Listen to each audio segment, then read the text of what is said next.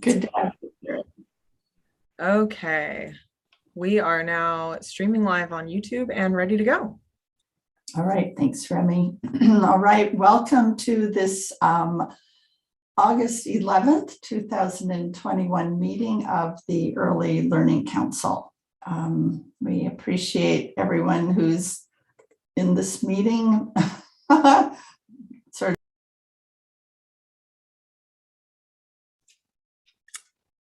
Uh-oh, it looks like we somehow lost Sue,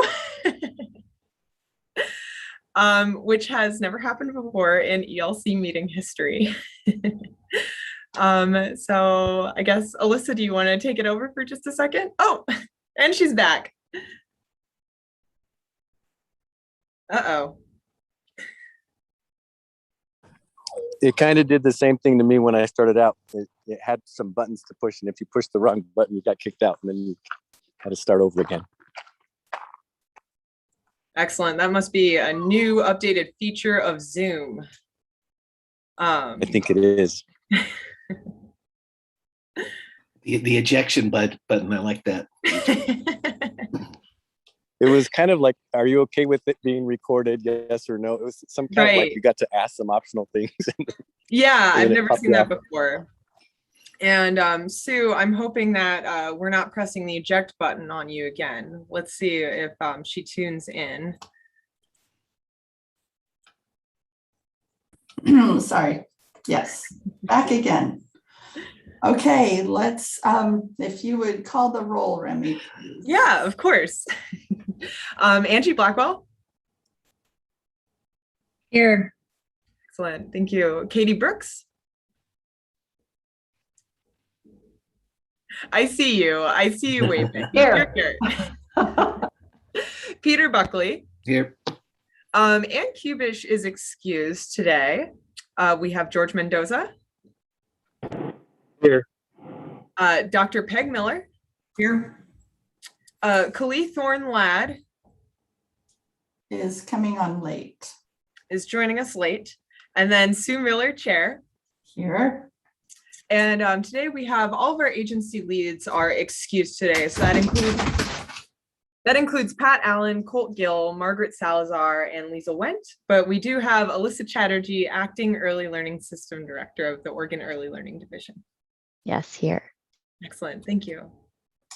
Awesome. And Alyssa, let's start with you introducing your new staff person. Yes, thank you, Sue. I'm really excited to introduce you all to Dr. Nazreen Khan. She just started on Monday as our new chief of staff. So she will be helping us oversee the Office of Childcare after Tammy and Jay stepped into the role with Amy's departure.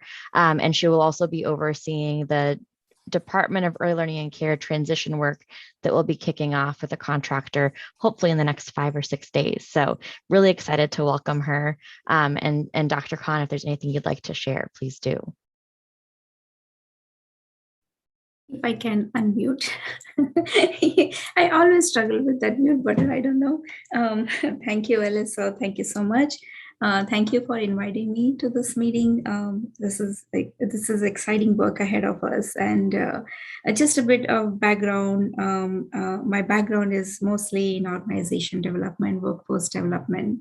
And if you break down organization development, it's all about project management, portfolio management, and lean.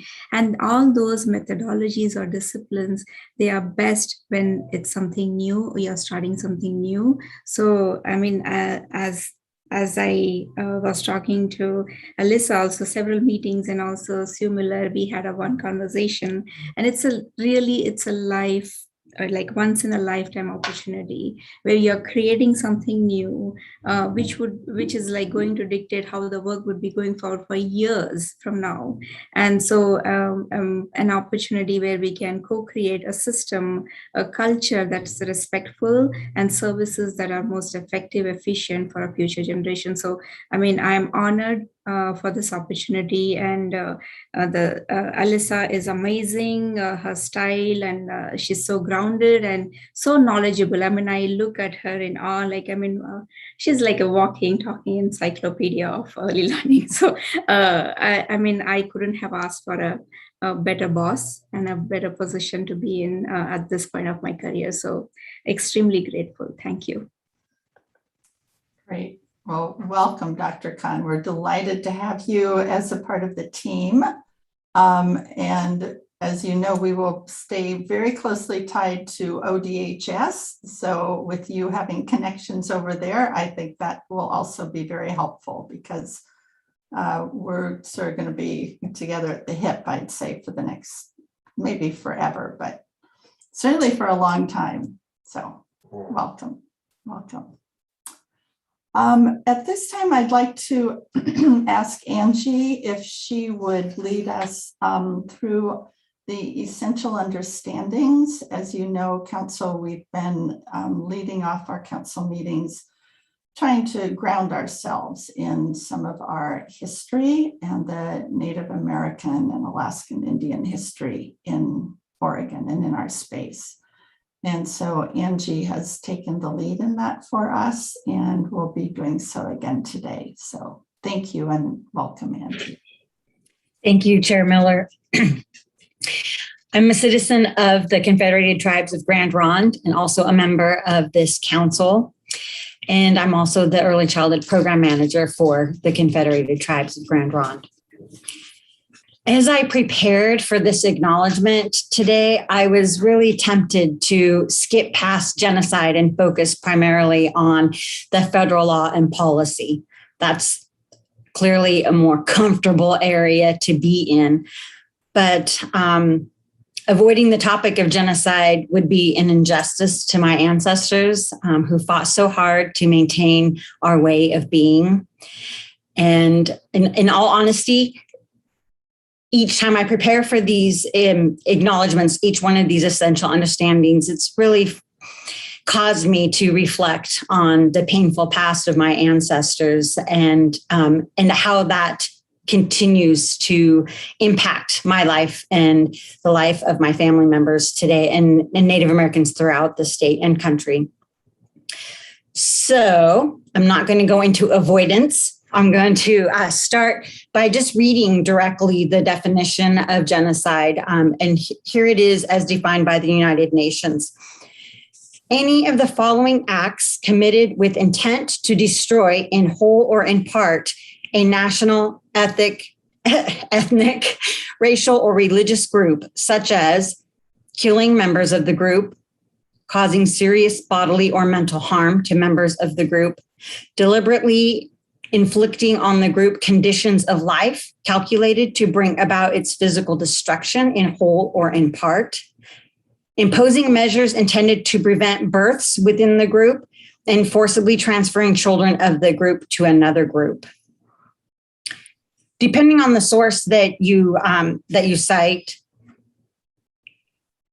anywhere between 90 to 99% of the indigenous population in North America perished after European contact in the 1400s.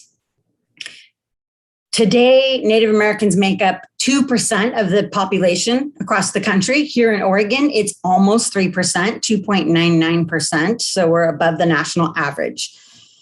Despite this dwindling of our numbers, our people in many cases are thriving. We're connected to our culture. We are caring for our elders and our children. We're revitalizing languages and just building our own communities. There are 9 federally recognized tribes in Oregon. And if there is no tribe nearby where you live, I encourage you to look up ceded land maps and find out which tribes were in your area before they were relocated to reservations. And a good way to do that is just by looking at either the Oregon History Project or Oregon Encyclopedia and searching within those sites, the ceded lands map. And you can see where all the tribes from that currently reside, for instance, my case in Grand Ronde, but my people came from Southern Oregon. So again, I just encourage people to learn about the tribes in the area that you live and work and refer to their websites for information about their ways of being and their history. And I appreciate the time to talk about this with you all today. And I appreciate that the council has taken an interest in this. Thank you. Thank you very much, Angie, for sharing with us. And obviously, as we read through the material in our packet, we realized what a tragic part of our shared history Native Americans have experienced. I know we look forward to working with the 9 federally recognized tribes as we partner in putting together the Tribal Early Learning Hub. I think that's a major step forward in helping to have us be, and I know, their sovereignty is to be respected, and we just want to be a partner as we figure out how to help serve kids and families in your population. So we understand also, and you made the point as well, that because of that history, it is still alive and it still is impacting your family and other families. The ripple effects will last for many more generations. So we know we have a lot of work to do. But thank you, Angie, for sharing. Let's move then to public testimony. And council, as you know from reading our packets, we've had 2 letters submitted to us, which we greatly appreciate. We always love hearing from the public. So I want to thank both Lisa and Kim, who submitted testimony. And I've asked Alyssa if she would respond to the letters and the issues that you both presented to us. So Alyssa, I'll turn it over to you. And then Alyssa, I think in light of what's going on in Oregon and the country, but here, if you could talk a little bit about the governor's new mandate and sort of how we all should be thinking about that. Absolutely. Thanks, Sue. So the first letter I wanted to address is around vaccinations. So the Early Learning Division does not have the authority or the jurisdiction to require vaccinations for childcare providers. However, we of course work closely with the Oregon Health Authority on public health matters, including COVID-19. So if anything changes, there would be extensive outreach and communication with providers for any policy changes, but that would not be something that the Early Learning Division or the Early Learning Council has the authority to put into place. So vaccinations are not required for childcare providers at this time. They, of course, do have access to vaccinations across the state. These are free. They are often available same day. So we of course encourage folks to get vaccinated if you've not yet been vaccinated. We also do not have jurisdiction around building codes. I know we had a conversation about this earlier in the summer, but those are controlled by DCBS and their building codes division. We also, DCBS? oh yes, please. Yes, the Department of Consumer and Business Services. Apologies, Sue. No yes. problem. And so we, of course, try to work as closely with them as possible when it comes to building codes that may impact childcare, but these are often either local jurisdiction issues or handled by the Building Codes Division of the Department of Consumer and Business Services. Providers can continue to work with their licensing specialists who can help make connections with local jurisdictions and work through any barriers that they may be experiencing. The state, with the Early Learning Division and the Office of Child Care, face some of our own barriers around facilities in that we cannot use our funds for capital investments. So the majority of our child care funds come through the Child Care Development Fund and Child Care Development Block Grant, and capital investments are not allowed aside from some small adjustments you could make to a facility, replacing potentially, a faucet or something like that.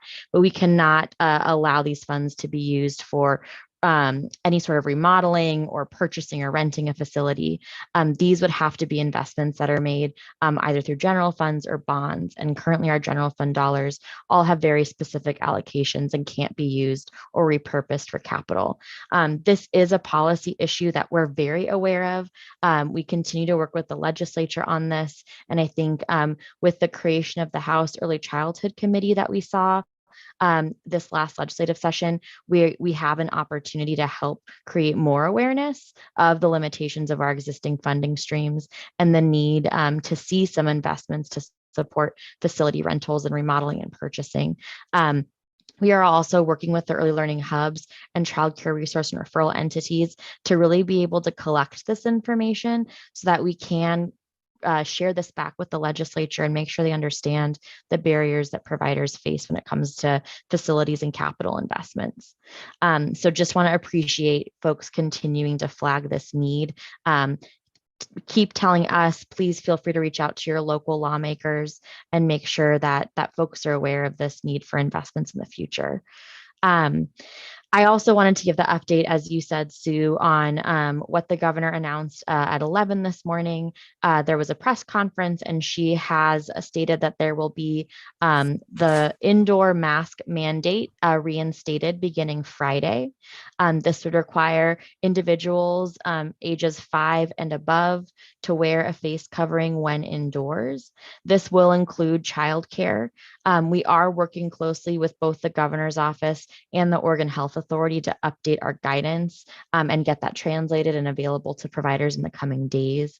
And we'll continue to provide additional information as we learn more, but wanted to share that change as of this morning.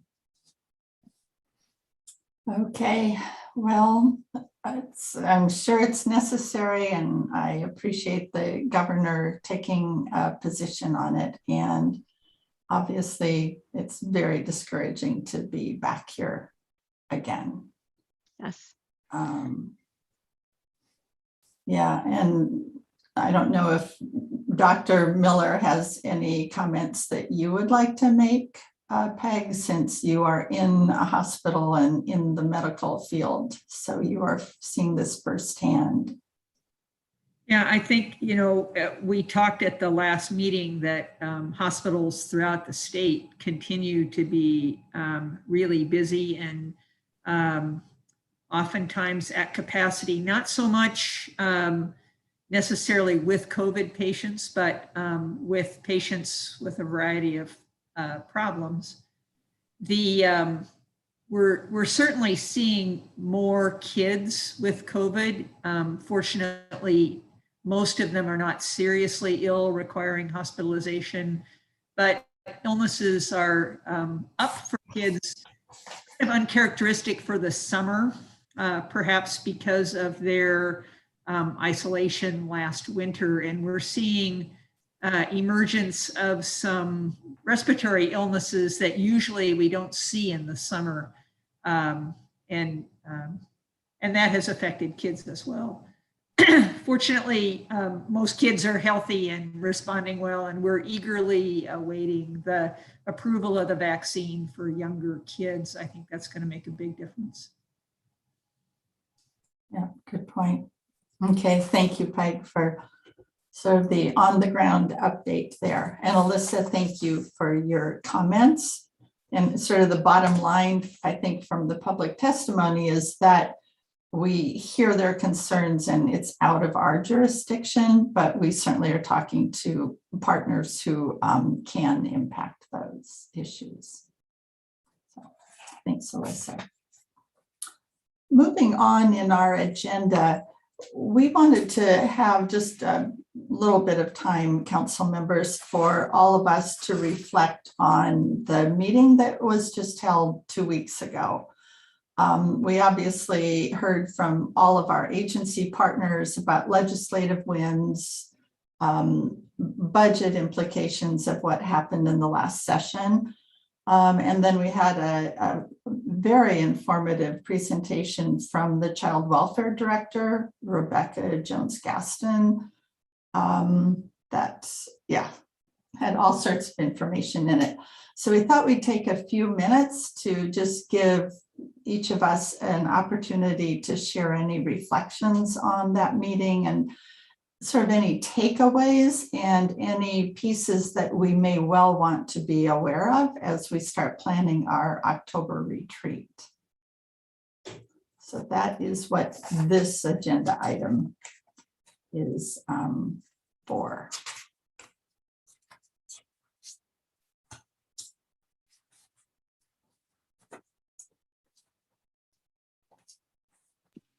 Sue, can I suggest maybe you call this out one by one, because otherwise I'll always go first because I'm just the most opinionated, I think, of the group, perhaps. All right. Since that seems to be the trend, Peter, what are your thoughts? Well, I was letting other people go first, yeah, my thoughts were, it strikes me that we have so many things moving in the right direction. The fact that DHS is moving in the direction that DHS is moving in, the whole approach to family stability, the whole approach to understanding trauma on development, understanding the power of keeping people connected with healthy connections. The fact that the legislature was supportive of the move to create the new department, the fact that the people that we have in place to bring that new department into reality get this at the real ground level. I just feel a lot of things are moving in the right direction, and we still have a tremendous challenge in that we have this huge wild card of the pandemic that we continue to wrestle with.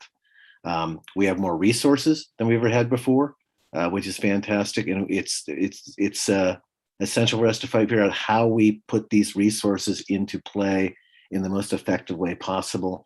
And my last reflection from last meeting is just with all our meetings, I enjoy the times when the council actually gets a chance to talk about what's happening in their own regions and also maybe kind of brainstorms ideas. And when I pushed a little bit, you weren't here, Alyssa, but I pushed out David a little bit just to say, look at what's the budget of the most outstanding early childhood system that Oregon could have. What are we looking to try to create? And I look forward to having those discussions at some point of saying, what is it that we're trying to do to get to as a state? I would love to know that, so then we can know what resources we can put in play to get us as close as possible to that model. So thank you, Sue, for. Okay, thank you for leading off, Peter.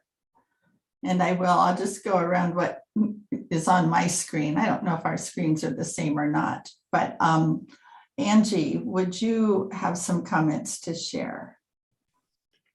Sure. Thank you, Sue. So I obviously really pleased with the creation of the tribal hub. I myself am pretty connected, obviously, through this council and the local hubs that I work with. But I really appreciate the opportunity for other tribes to have some representation and some direct communication from the ELD, so they can develop those relationships and begin to take advantage of resources that the ELD has to offer. I'm also, obviously very pleased with the further expansion in OPK and preschool promise slots, additional funds for expansion in this next school year. But that also brings to me questions and concerns around workforce. That's going to be and continues to be a challenge, is recruiting qualified workforce to staff these new classrooms. And that's been a challenge for myself, but I know it's across the state and clearly further into other states. I know one of my staff just relocated from California. They obviously have the same challenges as recruitment and retention in the field. My other concern is around coordinated enrollment. I think this is something that we need to have further discussions about. I would like to learn and hear more, Alyssa, about coordinated enrollment and how that's happening from the ELD's perspective. I sit on some groups with other OPK directors in the state, and they don't have as good of communication with their hubs as I do. And so the experience has not been received well in many places across the state, and it's not isolated to a few. So that's another area of concern as we expand and add more slots.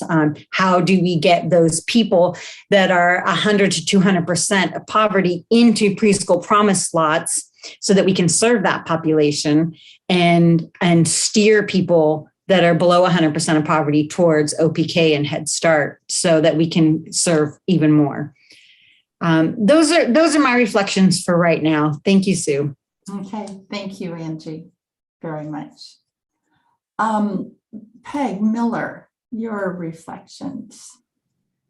Well, first of all, I agree with Peter. I think this is really a time to celebrate people recognizing with resources the importance of early childhood education and care, and how that can really impact us downstream if we support young kids and families now. I too was very struck by the child welfare presentation. I think that's definitely the way to go. We really want to be proactive with families and not wait until there's a crisis. And I think being very trauma informed, realizing that there have been, and Angie kind of touched on this with her presentation this morning, that there have been generations of trauma and that affects how people parent. And if we can make an intervention and support that, we're going to be way ahead of the game. I think our responsibility and challenges are that we now have a fair amount of resources. We need to spend that money wisely and find evidence-based programs and practices that we can put in place and further that mission of supporting kids and families, and continuing the education, I think, for of how important that is, that this is really the place to make a change, to get downstream successes in both health and education and the economy of the state. Yeah, okay, thank you. Thanks, Peg, great comments. Katie, your thoughts about our last meeting? It was a lot of information. It's really, really important and exciting, and just so happy that this stuff is coming together. I don't know about you all. I'm a visual learner. I have trouble on Zoom grasping and retaining what I just saw and heard. And especially with the early learning division becoming its own thing and the moving parts and pieces over the next year and a half or so, if there was some way to plug some, as we go, some graphics into this, how each one of these respective areas we learned about last time we met are starting to fit, or what is the process for them to fit, that would help me get my head around how very, very big this is going to be and difficult. And with my attention span of a net, I will be able to track it and understand it better and be of use. I think that would be really, really helpful to me moving forward. It's just a lot to take in, and I want to do my job well, and I want to understand what's happening. Yeah, I'm guessing all of us relate to that, Katie. Peter's thumb is up. I am also a visual learner, so I always appreciate timelines and charts and flow charts, and I think we will be hearing from Alyssa a little bit later today with an update on the formation of DELC, and I know she has a PowerPoint, so those will provide some visual pieces for us. So, good point. George, any reflections you might offer from our last meeting? My first thoughts were happiness for the amount of funding for extra slots for early learning. Anytime you can increase slots nearly, I think if I was remembering, it was somewhere near almost 4,000 extra slots for preschool promise and pre-kinder. And LeGrand got to benefit from some of those. So I'm always happy when we have more opportunities for students to have access to early learning. So just thankful for that. I always think about like the space for all those kinds of things, and like making sure we have systems in place for the extra classrooms or the extra staff, the extra locations. And it's one thing to have the funds, but it's another thing to create the infrastructure. And so I'm still kind of in that, want to make sure we have good systems of support for that. I think, you know, what I remember too is the family presentation from DHS, and, you know, how they want to preserve families. And I thought all of it was just really good trauma informed, really good, helping families to have consistent structures and routines. But I also felt like, you know, I made a comment about doing things in person, or getting people out there versus just Zoom meetings or talking about it. And I think it's easy to say in action, these are things we're looking to accomplish. And I think sometimes just the doing it in person and getting out there with families and doing the work face to face is still something that I felt was lacking. And schools have done a lot of things, I'd say. I think I remember the director saying something about, like, if you have recommendations, and then she just moved on. But the recommendations were, if you want to look at what schools are doing, there's a lot of schools that have a lot of face-to-face interactions on a regular basis with children and with parents on a routine basis. So, and we have, whether it's a resiliency framework or Ready School Safe Learners guidance, where we have a lot of procedures in place for that DHS could probably do things like that if they want to meet families face-to-face. Those were some of my takeaways. Okay, thanks, George. And I appreciate your comment about ODHS looking at what schools are doing and how they're approaching the connections with families. You know, I think we can see that with, you know, home visitors, and certainly parts of the early learning system, early childhood part of the system, where you have to have in-person connections to really do the work. So great comments. And you all have certainly touched on sort of some of my reflections. I was interested that there were some common themes that ran through all 6 agency presentations. And I thought it was great to have Heck with us to cover higher education, because we know we just have to have that connection be strong for the workforce part. And, you know, every speaker talked about equity and trying to put together programs and activities to serve those who have been marginalized for decades or centuries. Everyone talked about family voice and family engagement, and how important that's going to be as we expand programs or try to develop some new ones, such as the suspension and expulsion program. Everyone talked about workforce, which we've talked about, and they talked about both the capacity of the workforce, but also the need for a diverse workforce. So those are just very common themes. And if you look at what many of the directors were talking about, in a way, they kind of could tie under the social determinants of health, because every one of those fields is a critical piece of having families be healthy. And I think every one of us is focusing more and more on families as opposed to just individual children, because kids are family connected.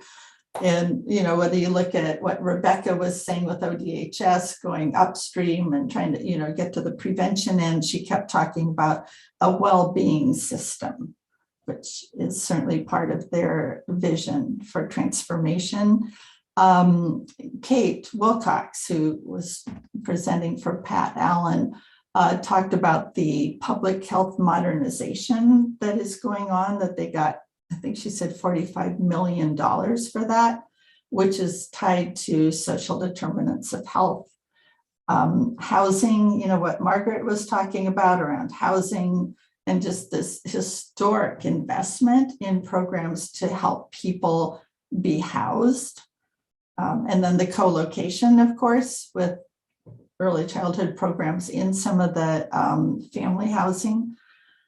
So just lots of themes that I think we can take a look at as we head into our October retreat, as we look at the system and the cross-sector pieces that are a part of it and have to be a part of it if we're going to be successful.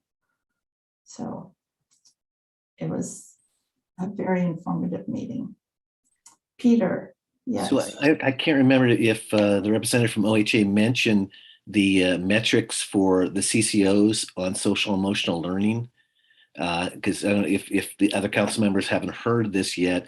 That's just tremendous breakthrough that the CCOs are going to have that requirement to show how they're strengthening social emotional learning for children under the age of 5 years old. That's a huge kind of cross-sector move that's happened that I wasn't anticipating, but I'm so glad to see. Yeah, good point, Peter. Thanks for bringing that up. And we were invited to submit a letter of support that the CCOs would add that metric. So it was exciting to be able to be a small part of that process. And then to have that metric adopted is very exciting. I think is it effective in 2022 or 23? If I remember correctly, it's a 5-year plan or 4-year plan that the first 3 years CCOs are required to engage in cross-sector work in strengthening social emotional learning. And then in the 4th year, be able to report, this is how we're doing it and this is how we're measuring it. Got it. Yeah. It'll take a while, but you're right. Very exciting move forward. All right. Thanks, everybody. We will add that to our thinking as we try to plan October and include your comment, Peter, about brainstorming ideas. And, let's make sure we know what the end point is here, which is exciting. We now have some presentations, council members. As you know, the legislature enacted a lot of bills that impact us, and in some very exciting ways. A lot of them are money, which is always exciting, but a lot of them are also policies and standing up a new agency, et cetera. So as you know from the agenda, we have several staff people who have put together PowerPoint, some slides to walk us through this. And Remy, as our council administrator, is going to lead off. I know normally David Mandel would be in this lead off position, but fortunately he's gone on vacation and Remy is going to fill in. So we're lucky to have you. Yes, I hope that I will be a good stand-in for David Mandel today. I hope he'll be proud of me. But before we get to the upcoming rulemaking required by the 2021 legislative session, I wanted to quickly talk about the 2021 legislative wins because we did not get to the Early Learning Division legislative wins. So I have my very valued colleague, Troy Duker, on the Zoom meeting right now. Troy, if you would love to go over all of the exciting work that we've been doing and kind of tee us up for what the exciting work of the Early Learning Council is going to be over 2022. Love the backdrop, Joy. Love the backdrop. I'm still on mute. Pardon me. Thank you. And thanks to Remy for that beautiful introduction. So I am the Government Affairs Manager for the Early Learning Division. And Alyssa, Sue, and I presented at the Learning Collaborative yesterday. And I thought that the PowerPoint that Alyssa put together was so well done that I am going to use it for this group. I know that Sue sent out a document prior to the last council meeting that had the legislative recap. That information in that document is pretty much the same as this. I was going to work off of that document, but since we have a PowerPoint here, I find this more useful. Anyway, I know I have about 10 minutes, so I might speed through these. If you have any questions, don't hesitate to stop me to let me know what your questions are. So we had a pretty extensive legislative agenda, as you all well know. And the crowning achievement for a very interesting online session was House Bill 3073, which is the third from the last, the bottom of this list for the legislation that passed. In this bill, as you all know, we created the Department of Early Learning and Care, as well as will be transferring the employment-related daycare program from the Department of Human Services over to the new agency, DELC, in 2023. So to start from the top, Senate Bill 757, conditional enrollment. This expands a practice that we already have. For folks who are awaiting their FBI portion of their background check in order to be enrolled in the Central Background Registry, we allow them to be conditionally enrolled if the FBI portion of that check takes a while. And so we wanted to expand that opportunity for the folks who are awaiting their out-of-state background check as well. What we do when we get an application for someone who wants to enroll in the CPR is we ask them to list any out-of-state addresses that they've had in the past 5 years. And so that cues us to perform a background check in the states that they've lived in. Some states don't provide that information, others do, others have a cost. There's a lot of hoops, there's 49 hoops to jump through with obtaining that information from other states. So in order to speed up that process to get folks in the CBR and employed in a early care and education program, we wanted to expand conditional enrollment. That does mean that the person who is conditionally enrolled and who is a staff or volunteer member in a program would not have unsupervised access to a child. So they would have to be working under the supervision of other employees. Right, I want to just insert here, Katie, you may well remember when I was over in Bend, and now it must be, what, 2 years ago? And we had that convening at the community college, I think it was, and this issue came up there with the childcare people trying to, hire childcare workers, and they couldn't because it took months to get this information. Yeah. Yeah, and Katie was a huge help in the short session as well when we were chatting with Representative Sherry Hout, the former representative from Bend, who had some consternation about or some fear about what this might mean for the integrity of our background check process. So thanks for your work in the 2020 session. Even though we didn't get it out the door because of the walkout, it was quite valuable. Yeah, thanks, Katie. House Bill 2053 is a technical fix to our statutes. In the 2019 session, we codified baby promise. We had included as well in the preschool promise, as well as the baby promise statutes, a requirement for hubs to complete a biennial community plan or sector plan, you may have heard it called as well. And so these plans help us with determining where we shift resources for programs, et cetera. And so the plan in baby promise was the correct version that was submitted to the Legislative Council. And then someone took some creativity to the preschool promise portion, or the preschool promise bill in that session. So those statutes didn't align. So basically this is a copy and paste over from the baby promise statute into the preschool promise statute as it should have been originally drafted.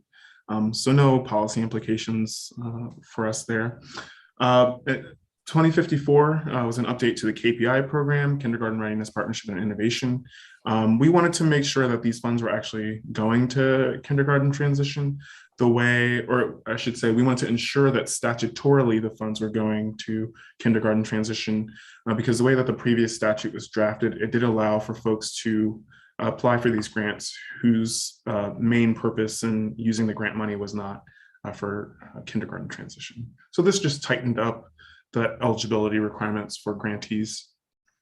It also codified the hubs as the pass-through entity. That's been a practice that we've had at the division for a while, and we put that in statute.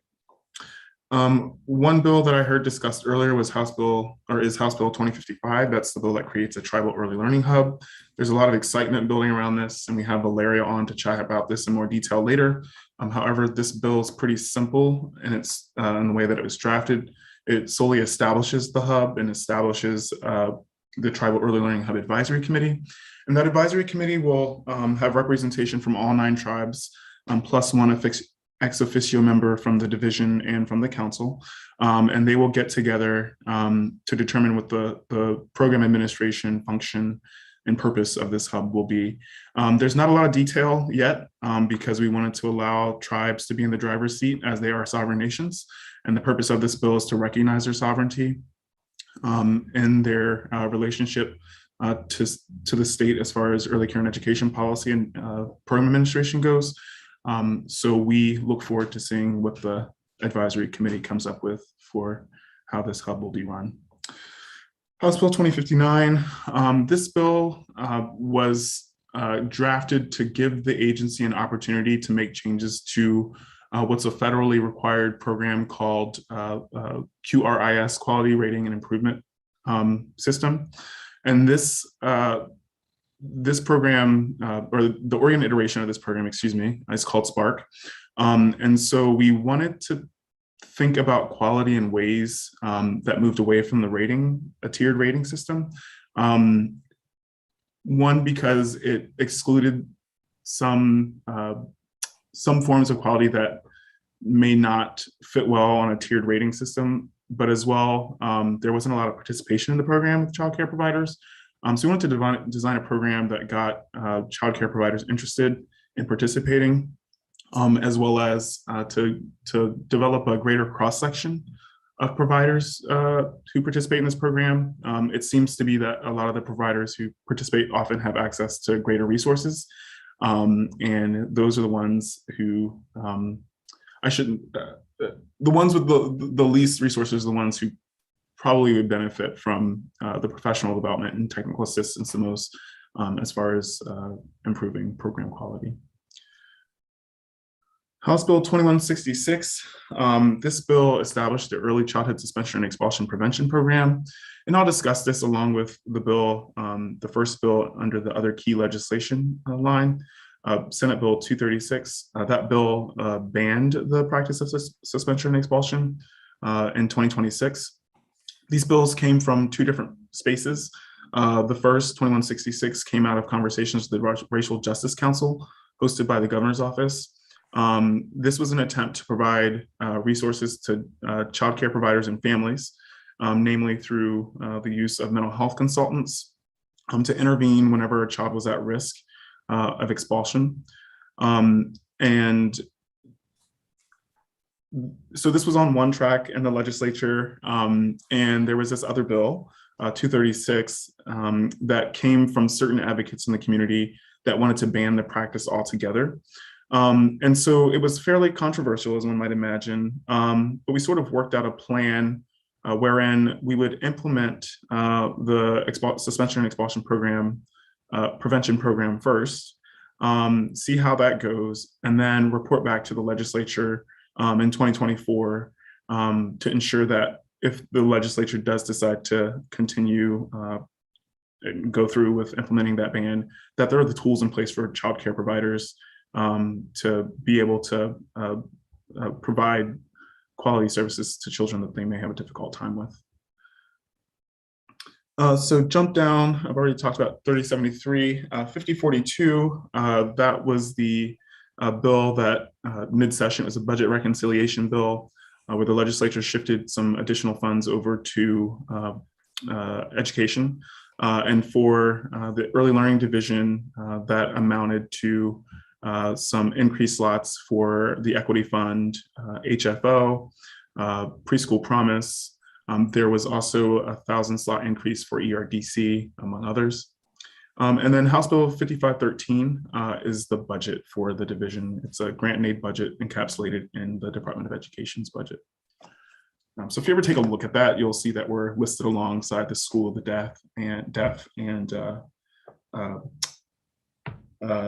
Youth Authority, excuse me. So over to the section that says the legislation that died. These two bills were bills, Senate Bill 49 and 50, that came out of an audit that was completed last year by the Secretary of State's office on the background check process through 3 agencies. Our agency, of course, OCC at ELD, and then the background check unit at the Department of Human Services, and then the state police. And so these bills were the result of recommendations based on a couple of findings that they had. And the first is that there were inconsistencies in the crimes, the no-never crimes, between both ODHS and ELD, and inconsistencies in the way that our background check process flowed, as well as there not being any reciprocity for our background checks. So for a licensed exempt ERDC childcare provider who got the background check completed by ODHS, they would not be able to provide services outside. They would not be able to provide childcare services, licensed licensed, certified, or registered childcare services unless they enrolled in the Central Background Registry. So what this bill sought to do was to avoid that issue of reciprocity and the inconsistencies in the background check criteria by simply moving over the background check process for ERDC, for our license exempt folks, over to the Office of Child Care. Sorry, that was a mouthful. Senate Bill 50, there was, the audit pointed out this glaring sort of hole in regulation when it comes to certain forms of childcare programs. And those are our recorded programs. They sort of operated sort of under the radar. And one of the things that the audit pointed out was that there was no consistency between the types of background checks that were performed and how often they were performed for the staff and volunteers of these programs. For example, every 3 years, there's a full background check that's run for folks who are enrolled in the CBR. Also, there's a quarterly check for crimes committed in the state for folks who are in the CBR. And so we don't know if they have anything like that. We feel like we have a fairly robust system. And so this bill would have required the staff and volunteers of these programs to enroll in our system. Troy, will you remind all of us, what is a recorded program? Yeah, so a recorded program, there's 2 types. There's a preschool and a school age. And the preschool program is a program that is 4 or fewer hours a day, and the care is not in lieu of a parent's care. Or excuse me, is fewer than 4 hours a day. And then for our school age recorded programs, the care is not in lieu of a parent's care and primarily for educational purposes. So those programs tend to be like after school programs, things of that sort. That's where YMCAs and Boys and Girls Clubs and yep. Just so we all have a sense of who doesn't enroll in the CBR. This bill also, because there's 2 separate statutes for the school age and the preschool recordeds, or excuse me, the school age and the preschool recordeds, it would have collapsed those 2 separate statutes into one, combined them, because they pretty much say the same thing, but they're separated out in statute for some reason. I'm not sure why it was drafted that way. So Alyssa, are you hoping to go back on either of those in the short session, or are they not priorities? Yeah, we flagged this for some legislators as the session was ending to let them know that it's something we'd hopefully like to see them take up in the short session. Legislators, of course, have a much more limited number of bills that they can bring forward in the short session. So we'll see if it sort of makes the cut for them, but we've made both the governor's office and members of the legislature aware that this is something we'd like to see happen to comply with the Secretary of State audit findings. Right. Okay, thanks. Yeah, and I think, I haven't, it's typically senators get one bill, House members get two bills, which never made sense to me. But if we do have the option of requesting a committee bill as well, if the legislator doesn't want to give up one of their one or two bills that they have for that session. So, so just two more bills here. HB 2100 was a bill that Sue testified, I think, for on behalf of. And this ensures that I think 20% of the emergency homelessness account and the state homelessness program grant funds would go to culturally responsive services to ensure there's a diverse clientele for the state's homelessness money, grant money. And then finally, House Bill 5011, that is the OHCS budget. And there was, I think Margaret talked about this last week actually, there was $10 million there in a budget note that required ELD and OHCS to get together to develop a plan for co-locating affordable housing and early care and education programs. Almost finished here. So onto the budget piece. $68 million of new student success money was invested by the legislature in preschool programs. $8.4 million from the Student Success Act for our Relief Nurseries, Parenting Ed, for a capital construction project at the North Baker School District, and then $3 million for the Equity Fund. We'll chat about these next two in a little more detail later, but $850,000 for the Tribal Hub, plus the one position that's currently at the division, and then $5.8 million for suspension and expulsion prevention, plus 3 positions that we would start before the program got off the ground. And then there was $147 million for the Erdc copay changes. For those who don't remember, we capped our copays at 7%, as well as reduced the copay to 0 copay for folks who are under 100% of the federal poverty level. Wow. Okay, you didn't have much to do last session, did you, Troy?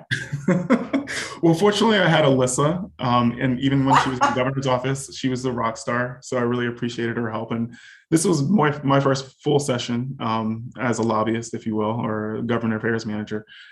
So it was an interesting, exciting one with it being online, but I'm grateful to actually have had Alyssa in the governor's office. She was a huge help there and is now as our acting director. Yes. Troy's amazing and knows so much since he's worked in the legislature. So we're just very lucky to have his insight and expertise on our team. Very, very true. Alyssa, will you just, because I don't think it's later in the agenda, will you just talk about the $68 million of expansion for preschool for a minute? So that, because you talked about this with the hubs and CCR&Rs yesterday, and I want to make sure the council is aware of the 30 and 38. And pardon me, I didn't mention that because of time, but I can pull that slide up if it's useful, Alyssa. Yeah. And every time I look at it, Troy, I find that like a program is in the wrong place. So, yeah. Is it the HFO one that needs HFO to be? and then Equity Fund? We need to like swap. Okay. Yes. But yeah, so thanks, Troy. You can go ahead and walk through these if you'd like. Okay. Yeah. So the legislature scheduled $30 million for program expansion for the current year of the biennium, and $38 million remains unscheduled for the next year in the biennium, which begins July 1, 2022. And the reason for that is they wanted to ensure that we had the capacity to implement this massive investment.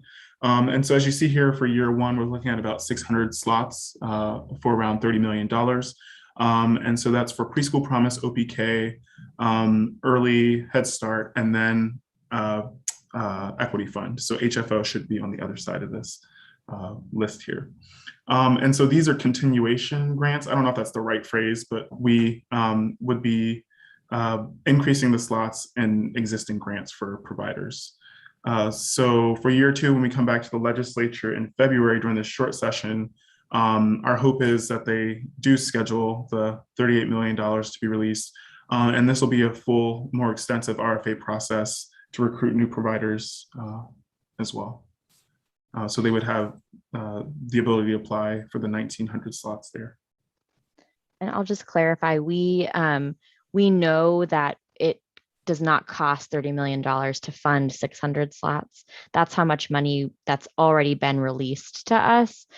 So it also gives us the ability to go ahead and put out the request for applications now in the fall so that we can be ready to come back in the short session and show the legislature that we have enough qualified and interested providers to release the rest of the funds. So just if you're trying to do the math, it doesn't cost 30 million for 600 slots, but that's how much money we have to work with and what we'd propose for year one expansion, because as Troy said, that's through our existing programs. It's not enough time to recruit new providers and get dollars out the door, but our new providers can come in the second year of the biennium.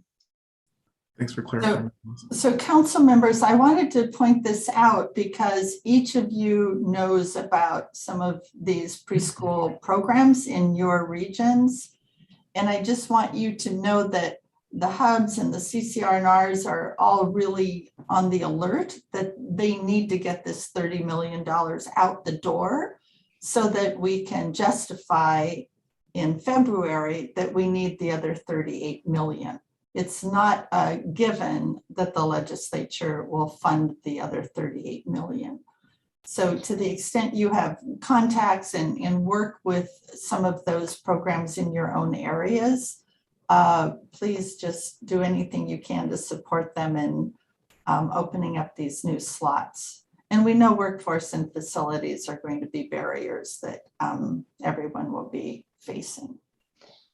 And I think to that point, Sue, yes, we will make sure we're finalizing hopefully kind of the procurement schedules and everything over the next couple of weeks. So we'll make sure you have an update on when these RFAs are open.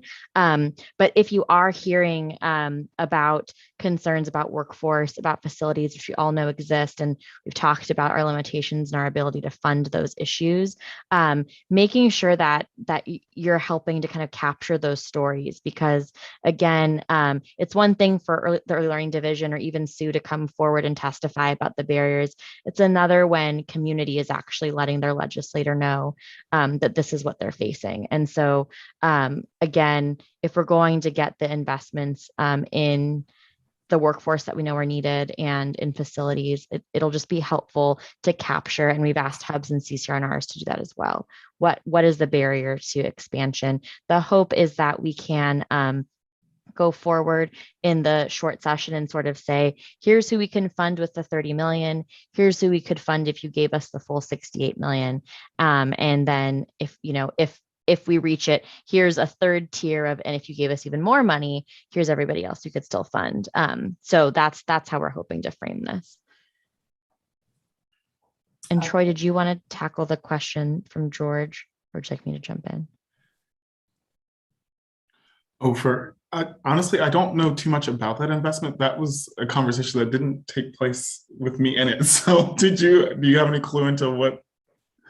A little bit. So George, this has happened in previous sessions as well. We're kind of in the final budget. There's these sort of pet projects, if you will, that legislators have brought in. So last legislative session, I think there were 2 programs that we ended up having capital investments. So the funds do not go to the early learning division, they go through DAS, and they are capital investments, but the early learning division didn't have any involvement in sort of saying what programs would those be. That was sort of individual legislators in the final budget process putting forward what they wanted to see in the budget.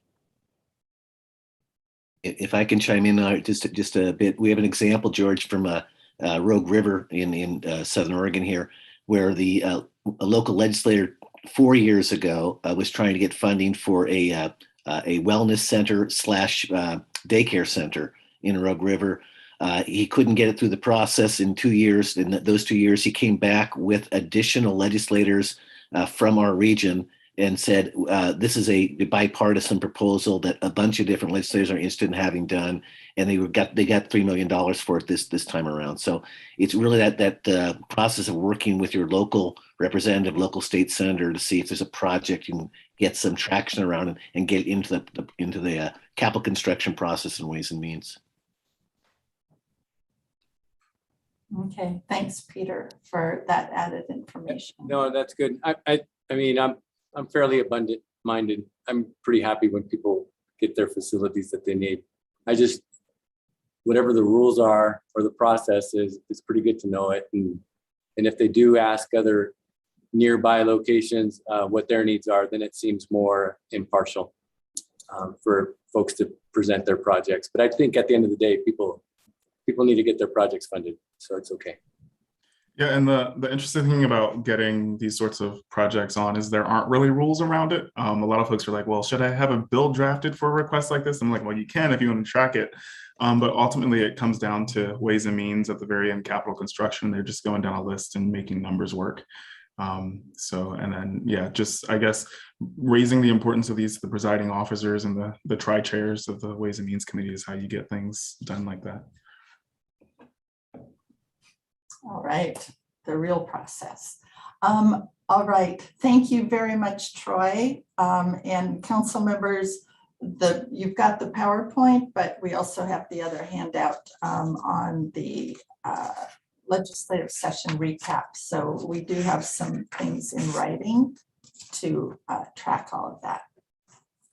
Okay, Remy, now we're ready for you. And I know we're running a little bit behind where we thought we would be. Luckily, we have buffer time built into the schedule. I will not tell you when or where it is. We are still kind of running on time, and I will not take up too much of your time, council members. We're going to move on to what is the implication for all of this cool stuff we're talking about. Thank you for joining us. I know this is going to be a lot of information. Once again, we have the entire packet, or we have the entire PowerPoint in the packet if you want to follow along. I'm about to share my screen, but I just wanted to give a quick civics lesson to anyone who is A, too scared to ask questions, or B, any members of the public. So what happens when the bill moves through the actual Capitol building and it gets approved, the governor signs it, and then it gets codified into statute. But the statute is pretty broad and gives people like us ability to write rules of the actual program. So this is a really important piece for the public to get involved in, and we're about to talk about how we're looping in all of our stakeholders into that process. So let me just quickly share my screen really fast. Here we go. Okay, and I hope that's sharing on the right window. Let's go to the next slide. So this is all of the work that we are going to be completing in 2022. As you can see, we have a very busy year coming up with plenty of rulemaking to accomplish. And these are all the timelines that we're hoping for these projects. We'll make adjustments as necessary based on the finalized 2022 council meeting schedule, which we will discuss in in our retreat. But after my brief overview of this timeline, I'll be joined by all of my valued ELD staff members responsible for the work for each of the rules recorded in this slide. So as we go through, we'll see Baby Promise, the KPI, Kindergarten Readiness Partnership and Innovation Program. KPI is much easier to say.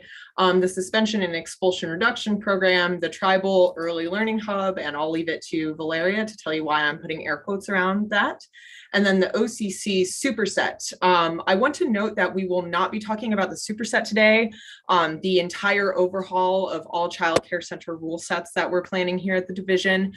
We had Tammy Scott here back in the May meeting to present the status of this large rulemaking project. And we will be back with regular check-ins on the work, but we wanted to include it in the overall timeline for your awareness. Okay. Next slide. So just really quickly, what is a rulemaking advisory committee? I'm sure that this term is at least ringing a bell with all of the council members at this point.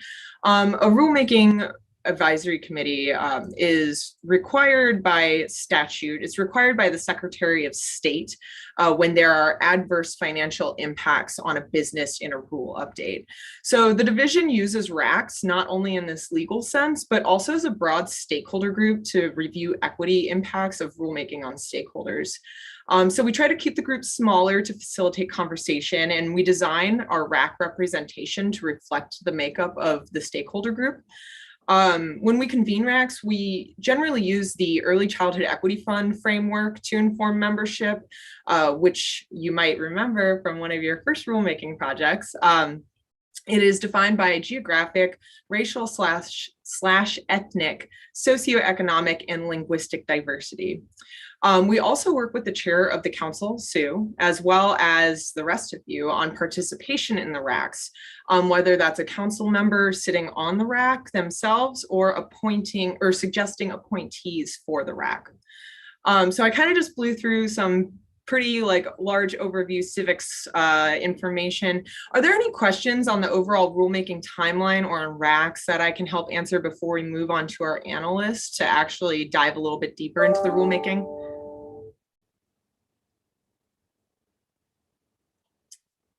Okay. I'm gonna take that mute as a good sign that I'm being clear. And so up first, we have the Tribal Early Learning Hub, and my very valued colleague Valeria is here to talk to us about that. So Valeria, you want to take it away? Right. Welcome, Valeria. It's good to have you back to a council meeting. Thank you, Early Learning Council, for having me. I'm actually really honored to be here, sharing about this exciting work, not only on behalf of Oregon's 9 federally recognized tribes, the state of Oregon ELD, but also for myself and my family as a mother of 2 early learners and a citizen of the Grand Ronde Nation. So I will share with you about our planning and process for the Tribal Early Learning Hub, House Bill 2055. As was shared earlier, the purpose of this House bill in passing was to create a tribal early learning hub to coordinate early learning services provided to tribal communities in Oregon and to support tribal participation in the early learning division programs, grants, and services while respecting tribal sovereignty. It's important to note that the Tribal Early Learning Hub will reside within ELD and serve to align and enhance intergovernmental partnership with the 9 federally recognized nations, allowing the ELD really to effectively collaborate and coordinate the provision of early care and education services reaching American Indian and Alaska Native children, families, and community in Oregon, alongside our Tribal Advisory Committee, which I'll talk more about on the next slide. The tribal nations, a little history about this is the tribal nations felt really strongly since the beginning and initial investment into the other 16 regional early learning hubs, that their communities and sovereign nations were overlooked for input and opportunity for collaboration.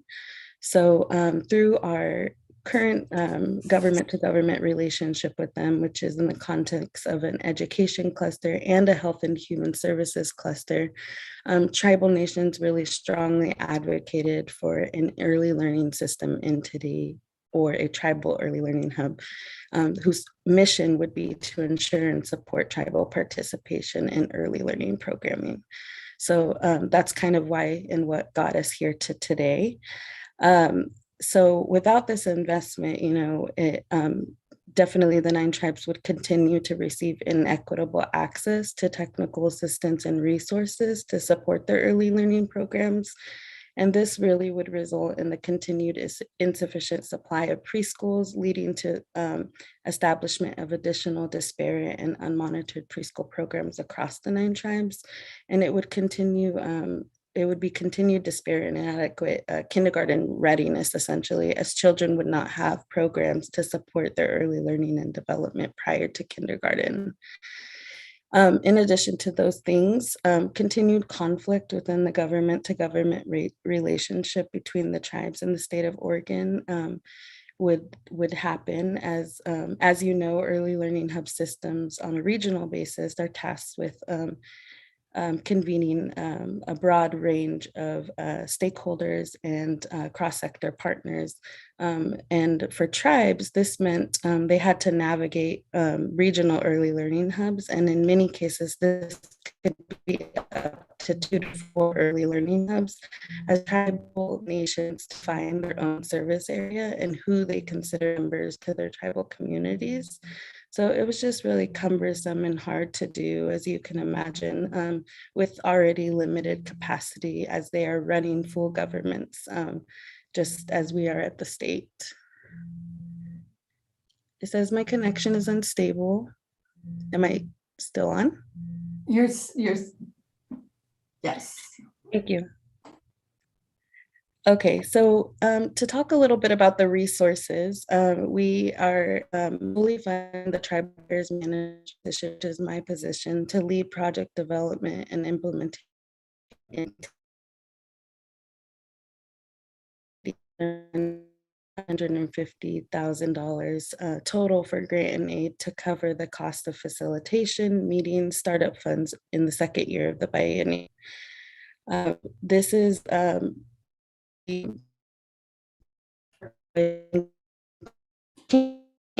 Valeria, you are cutting out quite a bit now. I wonder if maybe you should just turn your video off and let's see if it works better just with the audio.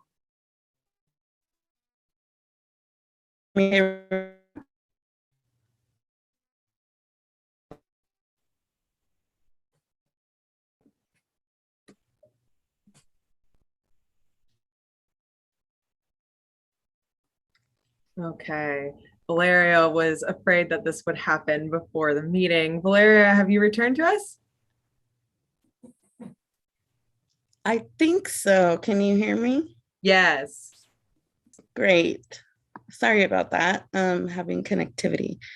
I'll pick up at some of the resources that can't be fiscally noted. It would just really overall help the state effectively coordinate funding to serve the tribal nations across Oregon. If tribal nations don't get separate federal resources, the state provides all their funding for the provision of early care and education systems.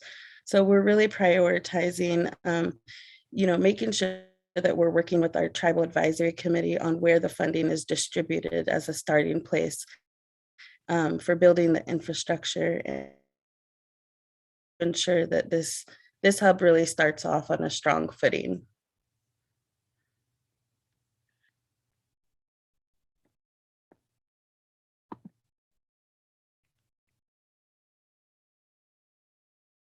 Okay, so thank you.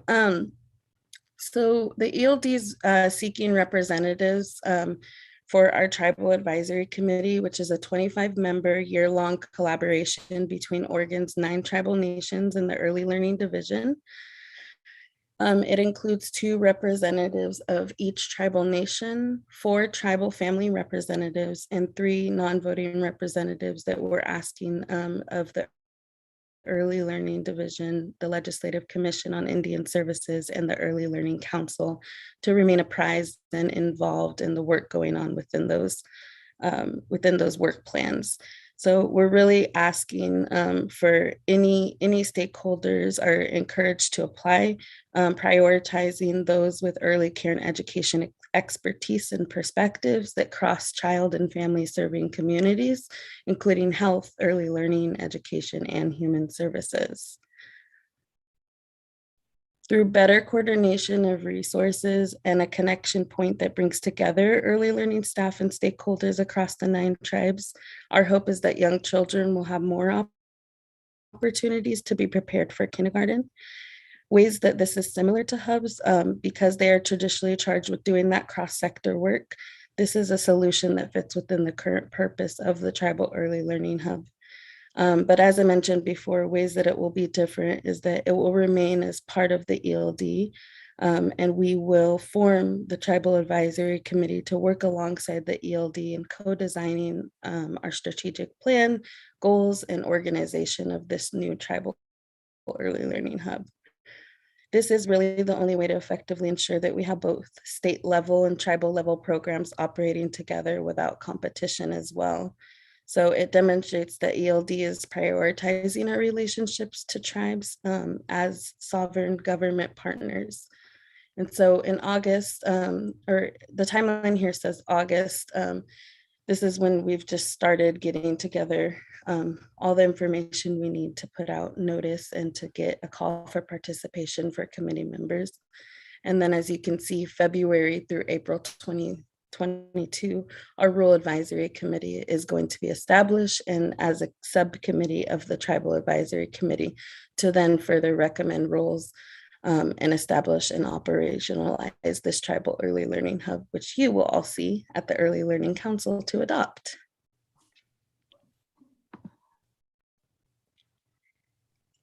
So this is a really short blurb, but the purpose of this rulemaking for those who may not be aware is really to provide the key definitions and purpose. And it's going to be similar to the rulemaking that took place for the Early Childhood Equity Fund.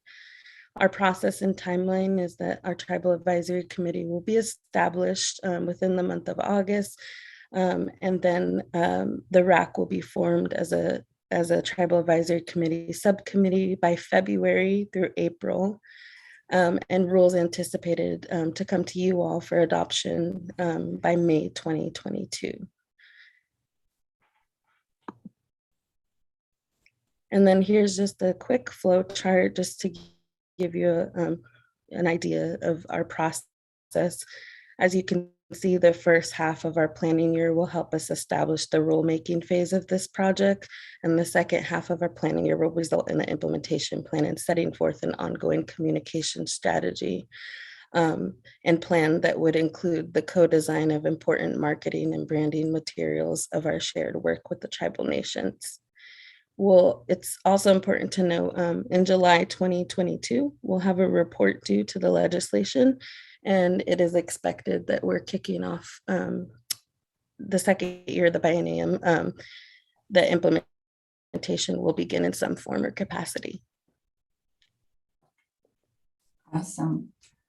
Thank you, Valeria, for a very exciting report and upcoming project. Alyssa, two questions for you. One is, Valeria has said that unlike the other hubs, this hub is going to remain a part of the ELD. And I don't understand that distinction because I thought all the hubs were a part of the early learning division. Yeah, so this refers more to a backbone entity. So we would not be setting up a backbone like an ESD or a nonprofit to be the backbone of the hub that would reside with the state. So that's really the distinction there. Oh, okay. Okay. And then my other question for you as we look at this timeline, Alyssa, is how do you see the council getting updates along this period? So by the time we see some draft rules in May, we have some knowledge of what's coming. Yeah, and Valeria and Remy can please feel free to jump in. We, of course, know that there's a lot that's going to be going on. So figuring out at what point we'll bring forward presentations is something that we're still working through. We'll also provide some written updates in between, especially as the rulemaking advisory committees are held and some of the definitions and terminology that's established there prior to the rules being presented to the council. Okay. Great. Valeria, I don't know if you or Remy have anything to add to that. Obviously, we're going to have a council member sitting on the TAC, right? The Technical Advisory Committee. So that person may also be a link, I assume, for us. Yeah, that's the only addition I was going to mention is that we've been really selective in the way that we're comprising this group for that reason, to make sure that there's, you know, a fluid, open communication between some of, you know, the other bodies like the ELC and the Legislative Commission on Indian Services that would it be important for people to, you know, stay up to date. These meetings will also be of the public nature, just as the ELCs are. So we'll be making sure that all the information is recorded within our meetings and that we send ongoing progress reports that are available to Alyssa and the ELC at any time. Awesome. Super. Thank you, Valeria. And Remy, we may want to put this on as an agenda item, just so we, with the council member helping with the presentation. Sure.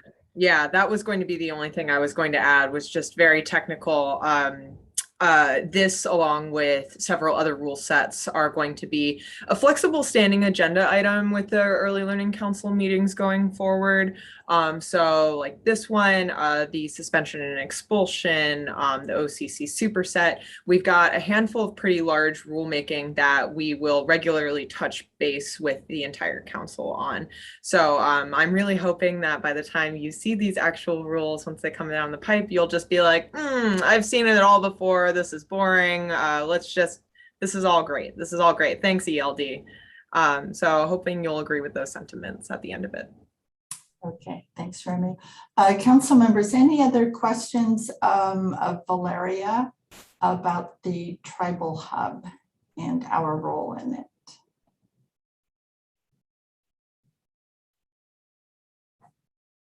Okay, thank you, Valeria, for your presentation and for your leadership in this effort. It's going to be very exciting. Thank you for your time. Bye-bye. All right, next we're going to hear from John Reeves talking about the suspension and expulsion program. Hey, good afternoon. Thanks to the Early Learning Council for allowing me to come and chat with you all. And I just want to say up front that my biggest fear was that my internet was going to do what Valeria's just did a little bit ago. So just be aware, it's doing this thing during our last 2 days where it's dropping off. I'm actually in Katie's neck of the woods in Central Oregon, and for whatever reason, the internet doesn't like me here. Maybe it's a message that I need to go back home.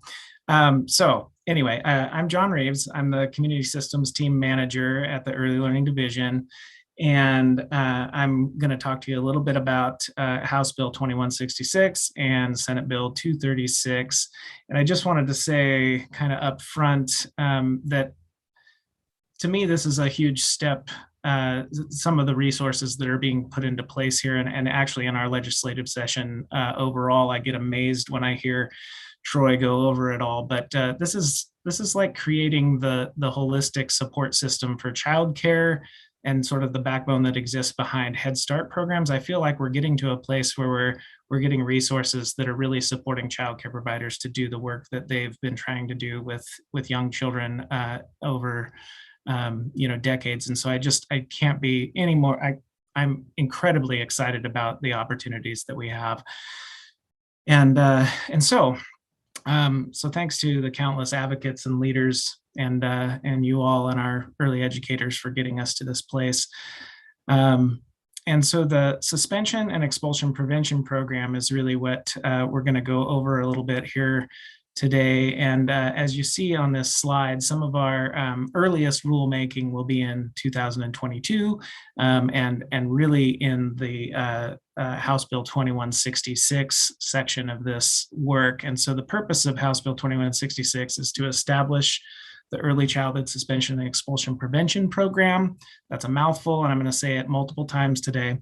It has a goal to reduce the use and disparities of use of suspension and expulsion in early care and education settings. The bill requires the development of technical assistance providers and infant and early childhood mental health consultants to work closely with early childhood education programs when they're in need of support to help children and actually really to help the teachers be successful in the classroom and ultimately reducing exclusionary practices. There will be a need for cross-sector engagement with Oregon Health Authority, the Oregon Department of Human Services, early intervention, early childhood special education at the Oregon Department of Education. Other system partners and definitely our local partners will be engaged in communities. And so that is the purpose of House Bill 2166. Senate Bill 236 is, as Troy mentioned earlier, is primarily focused on the implementation of a ban on expulsion and suspension in early care and education programs. and those that are receiving public funds and programs that are registered or certified by the Early Learning Division are the ones affected by that ban. Senate Bill 236's rulemaking will actually be closer to the end of 2025 because the ban is actually effective in July of 2026.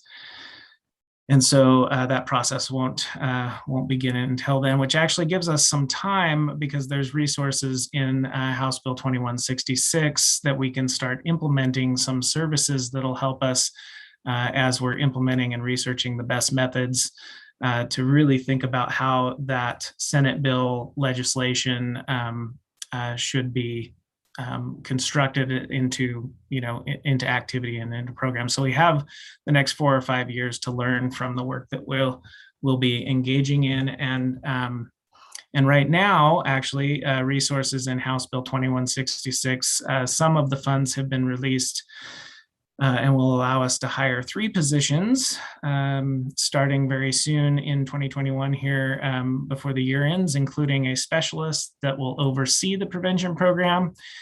Sometimes I'm just going to shorten the early childhood suspension and expulsion prevention program to just prevention program, just so you guys don't have to hear me muddle my words multiple times. But so there will be a specialist overseeing that, the development of that program. There will be a grant specialist and then a data and evaluation team member. And so those positions will be hired soon. And then the remaining funds, which are really for implementing the regional services and operating the prevention program itself, will be allocated in 2022 in the February short session. And so if you go to the next slide for me. This slide, and I'm not going to go into tons of detail here on the left-hand side, but this slide, we just wanted to be able to show you the work that was already underway before legislation was being considered for the session. And in the first box there, you can see the Early Learning Division has been working with BUILD and the National Center for Children in Poverty and our Children's Institute partners to really understand those 4 drivers that are things that increase the likelihood of suspension and expulsion occurring in programs. And so the prevention program is really going to be designed to focus on addressing those factors. And if you look at the center box there, that's generally referencing what we know about Oregon's data on suspension and expulsion, how it affects children of color and children with special needs. We have data showing that these children are asked to leave care at much higher rates than white children that are their counterparts in programs. And at the same time, we've had early educators asking for help to support children in their programs. And so we really know that we have needs to address getting resources to communities on both sides of this, so that children are successful, and so are the educators that are working with them. In the third box there on the right, as we are thinking about the data and understanding the needs and implications, we kickstarted the work in 2020, and we've had some activities moving forward. And the Early Learning Division is contracted with Portland State University to lead some stakeholder engagement process for us and on behalf of us.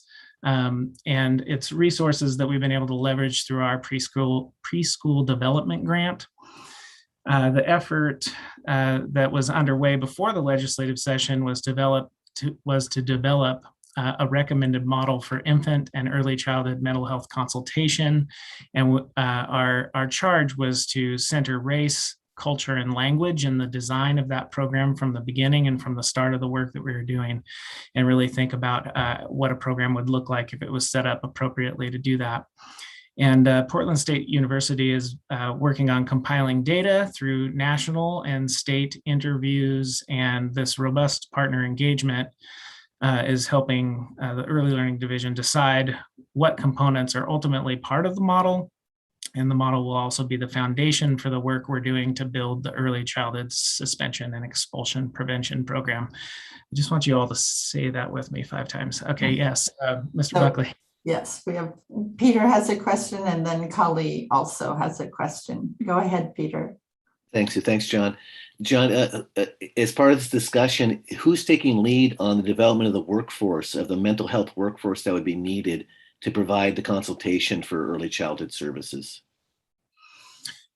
Thanks. That is a good question. So as we're doing this stakeholder engagement process, as I mentioned, with Portland State University, we've asked them to give us a report by the end of the year that really describes the components of this model, including implications and structural components that we'll need to have to address workforce needs, and really to think about what is the pathway or proper pipeline to ensure that we're able to get the right people into those positions, and really start to, we know that there's a lack of qualified individuals that are working in the mental health field, and in this subset of that in early childhood mental health consultation, we really are also imagining that we'll have a pathway to take people who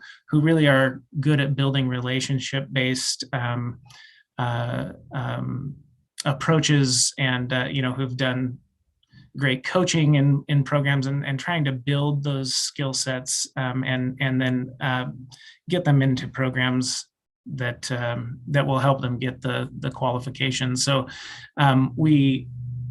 we have some thoughts about it, but we're also really hoping that those national experts that we've been engaging with and learning from programs that have kind of come before us, and what pathways they've created, that we'll also be able to start to put into place the structures that we'll need in order to build those experts. So I appreciate that. So basically we'll get a report basically that will let us know kind of what the realm of possibilities is, that would at least give us the chance to say, okay, now what are we going to do about this in order to actually make this happen and increase the workforce?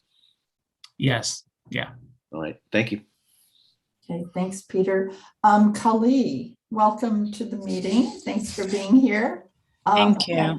Go ahead with your question. Thank you. Hi, John.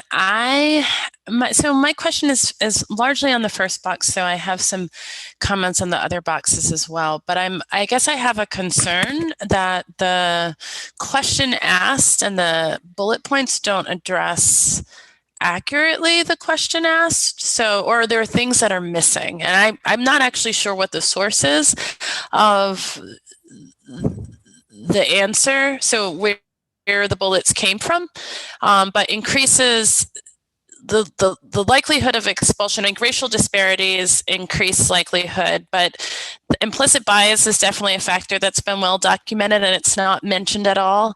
Lack of professional development is another reason why we see disproportionality in expulsions, and that's not mentioned at all. It's not so much trauma and social emotional concerns, but in fact, the lack of trauma-informed approaches and resiliency-based approaches within the early childhood setting. So some of it, I think it's important, because I don't know who is seeing this, but as a provider myself, like it sort of, there are some flags. So if this is just for the council, that's fine. But I do think that as we talk to community, it will be important that we have some of that information on here, because other community providers will react to what I see right now. So. Absolutely. I appreciate that, Kali. And I do think that in some of those categories, we were alluding to the things that you are mentioning, but they're not spelled out in the way that you just described them. And I really appreciate you giving us, some thoughts around that. And yes, and of course, if we're engaging with communities, it needs to be much more explicit and descriptive. And I do want to mention that Carrie McCann has done a lot of work, and is one of the consultants that we work with closely around those 4 drivers. And I do believe that there's information that she can share more specifically about what's behind all of those. But it is this was just a quick set of bullets to let you know what we were trying to work on as we were developing our approach. Okay. The other thing I would say on the last bullet or the last box is, you mentioned national examples, but there are a lot of local examples too. I obviously have been working for an organization, Kairos, that has a relationship-based model that's very culturally specific.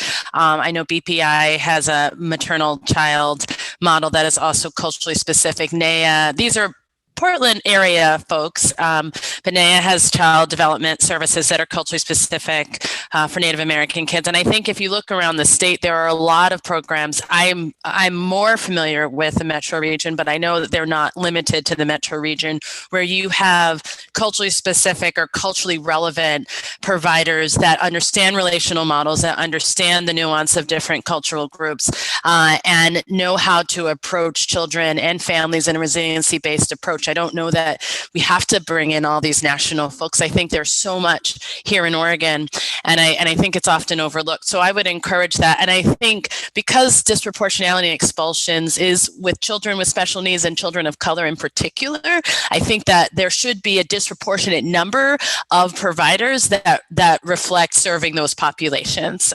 So I would just offer that up as well. Absolutely. And I think I'm going to show the next slide, actually, Remy, if you could,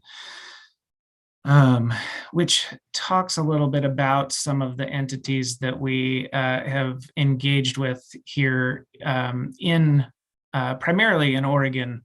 And you mentioned a few. There was a few that I think might not be on here. And so I would love to have a quick follow-up with you around, if you mentioned NEA, and you mentioned Kairos, and you mentioned an acronym I wasn't familiar with. Like Parent Initiative and their maternal child health. Yeah. And we want to make sure that we're, if there are some models that we haven't interacted with locally, that is exactly what we were trying to do with Portland State University, is really focus on about 75% of the interviews being entities that have people of color or that are programs of color that are doing some sort of consultation in this area. And so we really wanted to learn from what was occurring in Oregon. And the reason we went nationally also was just when people had developed services in the beginning, and maybe they hadn't really thought about it, all of the equity related things that needed to be built in as they were sort of backing their way into that. What did they learn? What would they have done differently? Just really thinking about some of the real systems issues around policy and running a statewide initiative. And so that's why we were having PSU go that national route. But we absolutely wanted to learn from what was working in Oregon. And so greatly appreciate it. And absolutely, we do not believe that we've nailed every possible angle. And so when someone like you comes my way with suggestions, we want them. So I'd love to connect with you further and offline related to this. Yeah, John, I would really encourage you to do that, because I know this, the previous slide on the context, I know that that is being shared beyond the council. I think I saw it at the collaborative yesterday, maybe, I can't remember. Anyway, so I think getting some of Kali's wording in there would probably strengthen it a lot. Yeah, absolutely. I appreciate that. So to just quickly address these last couple of slides here, I just wanted to make everyone aware of some of the stakeholder engagement so far. And as we mentioned, and as you can see and read that are on the slides here, this was really to inform the work and the design of the prevention program once the legislation came into effect. But we're actually moving down this path because of our preschool development grant resources to develop an infant and early childhood mental health consultation model. And so we were kind of on this path, but I think the two really complement each other, and we're able to take, as I mentioned to Peter, that the report that's coming at the end of the year will help inform the movement that we make in developing that prevention program. And so Remy, the next slide. And so the rulemaking for House Bill 2166 will occur early in 2022 here with the mainly the rules will be around establishing statewide definitions for anti-bias practices, inclusive practices, suspension, and expulsion. And we'll also lay out any other requirements of how the early education programs will be required to access the prevention program. And the Rules Advisory Committee, the RAC, will be established in February, and the rules will be presented to the Early Learning Council in May of 2022. And as we are able to start implementing the suspension and expulsion prevention program, it'll allow us to further understand how to really structure the system that'll be put in place for the ban that's part of Senate Bill 236. So again, more to come on how we're going to approach the implementation of the ban, and the rules around that would be further out, closer to 2026 when it comes into effect. But I will stop there, and I would love to entertain any other questions that might be there. Awesome. Thank you, John. Are there other questions or comments from council members? This is obviously a very important program that is getting established. It's huge. And I really appreciate council engagement. And I don't know that I mentioned there will be other opportunities to engage and bring in additional community partners, but also council members to engage around the draft of the report that PSU will be putting together. So more engagement to come towards October and November. And I think, if I remember correctly, yes, the RAC will start getting formed in January for this program. Yes, yeah. Yeah.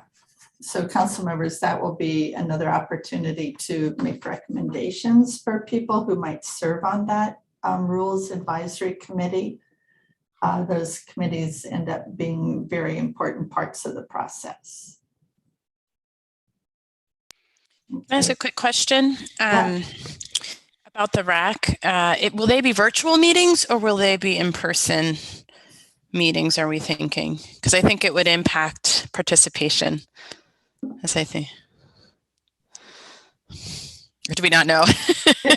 I guess I'll jump in and answer that question if you don't mind, John, which I don't know if I mentioned this earlier, but I am also the rules coordinator at the Early Learning Division. Early Learning Council Administrator is not my only job. We do not know at this point, Kali, whether or not we're going to be fully virtual at that point. However, what I can say is that if we are offering in-person meetings, we're definitely going to be offering a virtual option in tandem. We've had a lot of success with our virtual engagement. It's been one of the silver linings of COVID. So whatever process we choose to go through at that time, there will be a hybrid model between virtual and in-person. Wonderful. Can I ask one other follow-up question on both this and the tribal RAC? Is there some sort of communications plan about getting the word that, we can help you, like you have a plan and sort of messaging that we as council members can push that would come from you in getting the word out about the RACs? Because I agree they're very important, and I don't think most people know about them at all. But it would be helpful as a council member to use language and messaging that you develop to get information out. 100%, of course. Yeah, so we are still, we haven't developed those communication strategies yet, just frankly, we are still a little bit in front of these projects.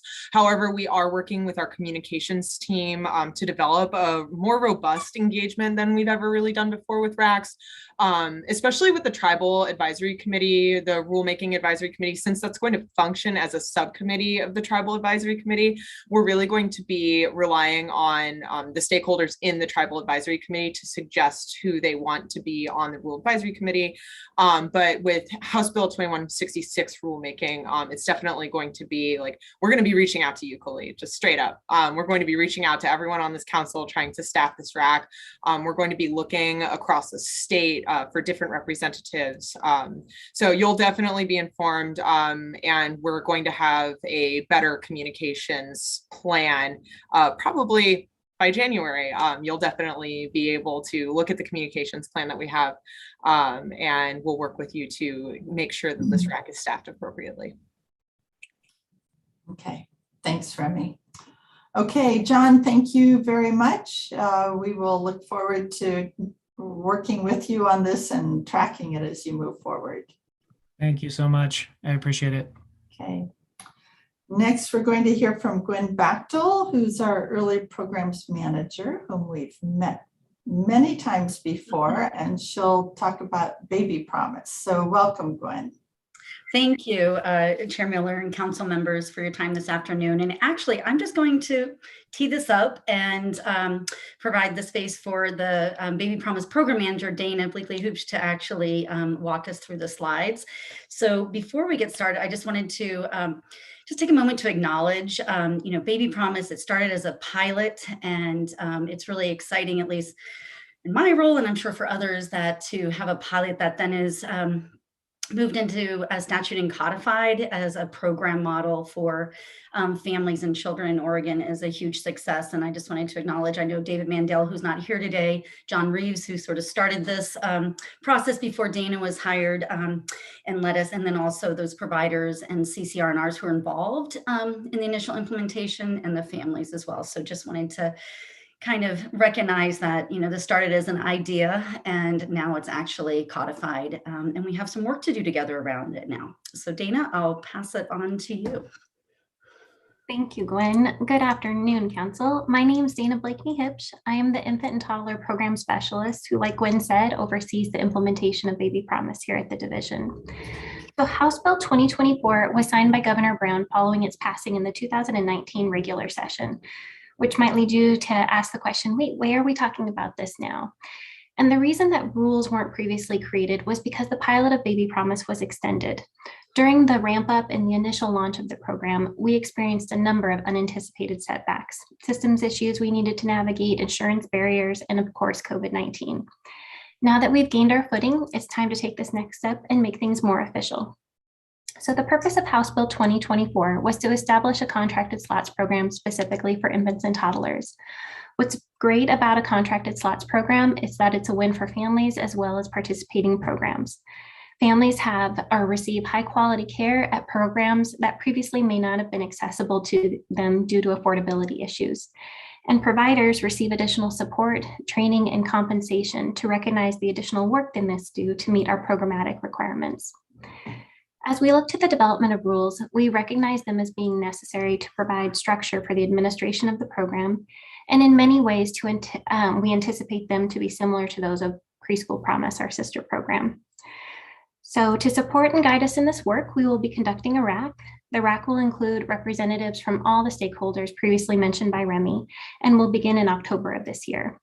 It is anticipated that the rules will then be presented at the January Early Learning Council meeting.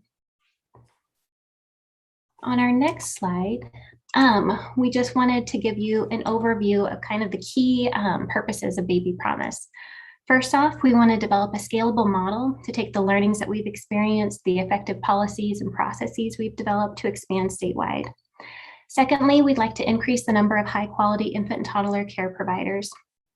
A component of Baby Promise that I haven't yet mentioned is that we have infant and toddler program specialists housed at each CCR&R in the pilot regions to support programs with training, technical assistance, coaching, and networking to enhance their knowledge and skills in supporting and providing high quality care and interactions for our youngest children.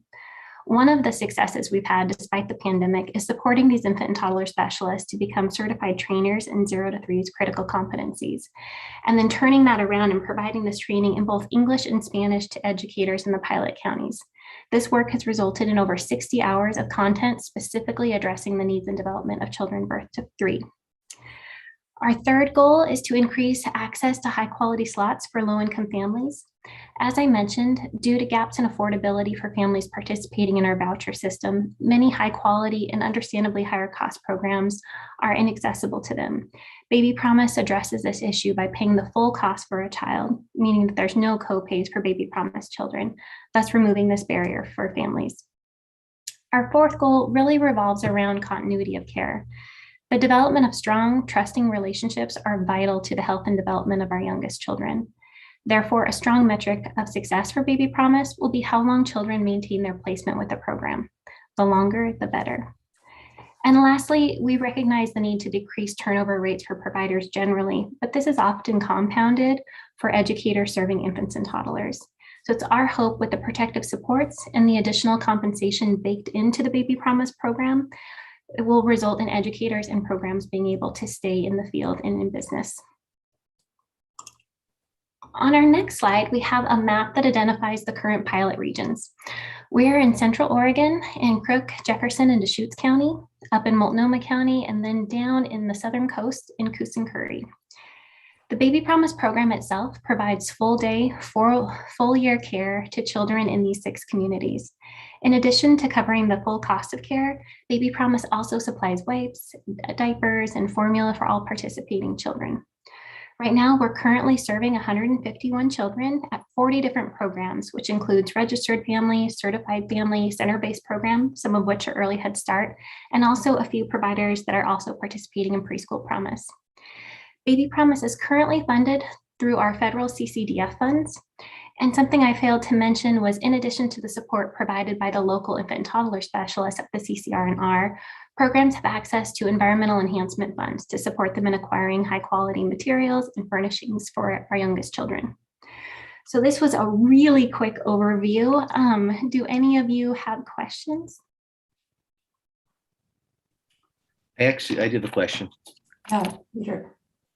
Thanks, Sue. Dana, do you have any information on that, what the average compensation and benefit package is for people working in Baby Promise? Are they provided health care through their organizations? Do they make a living wage?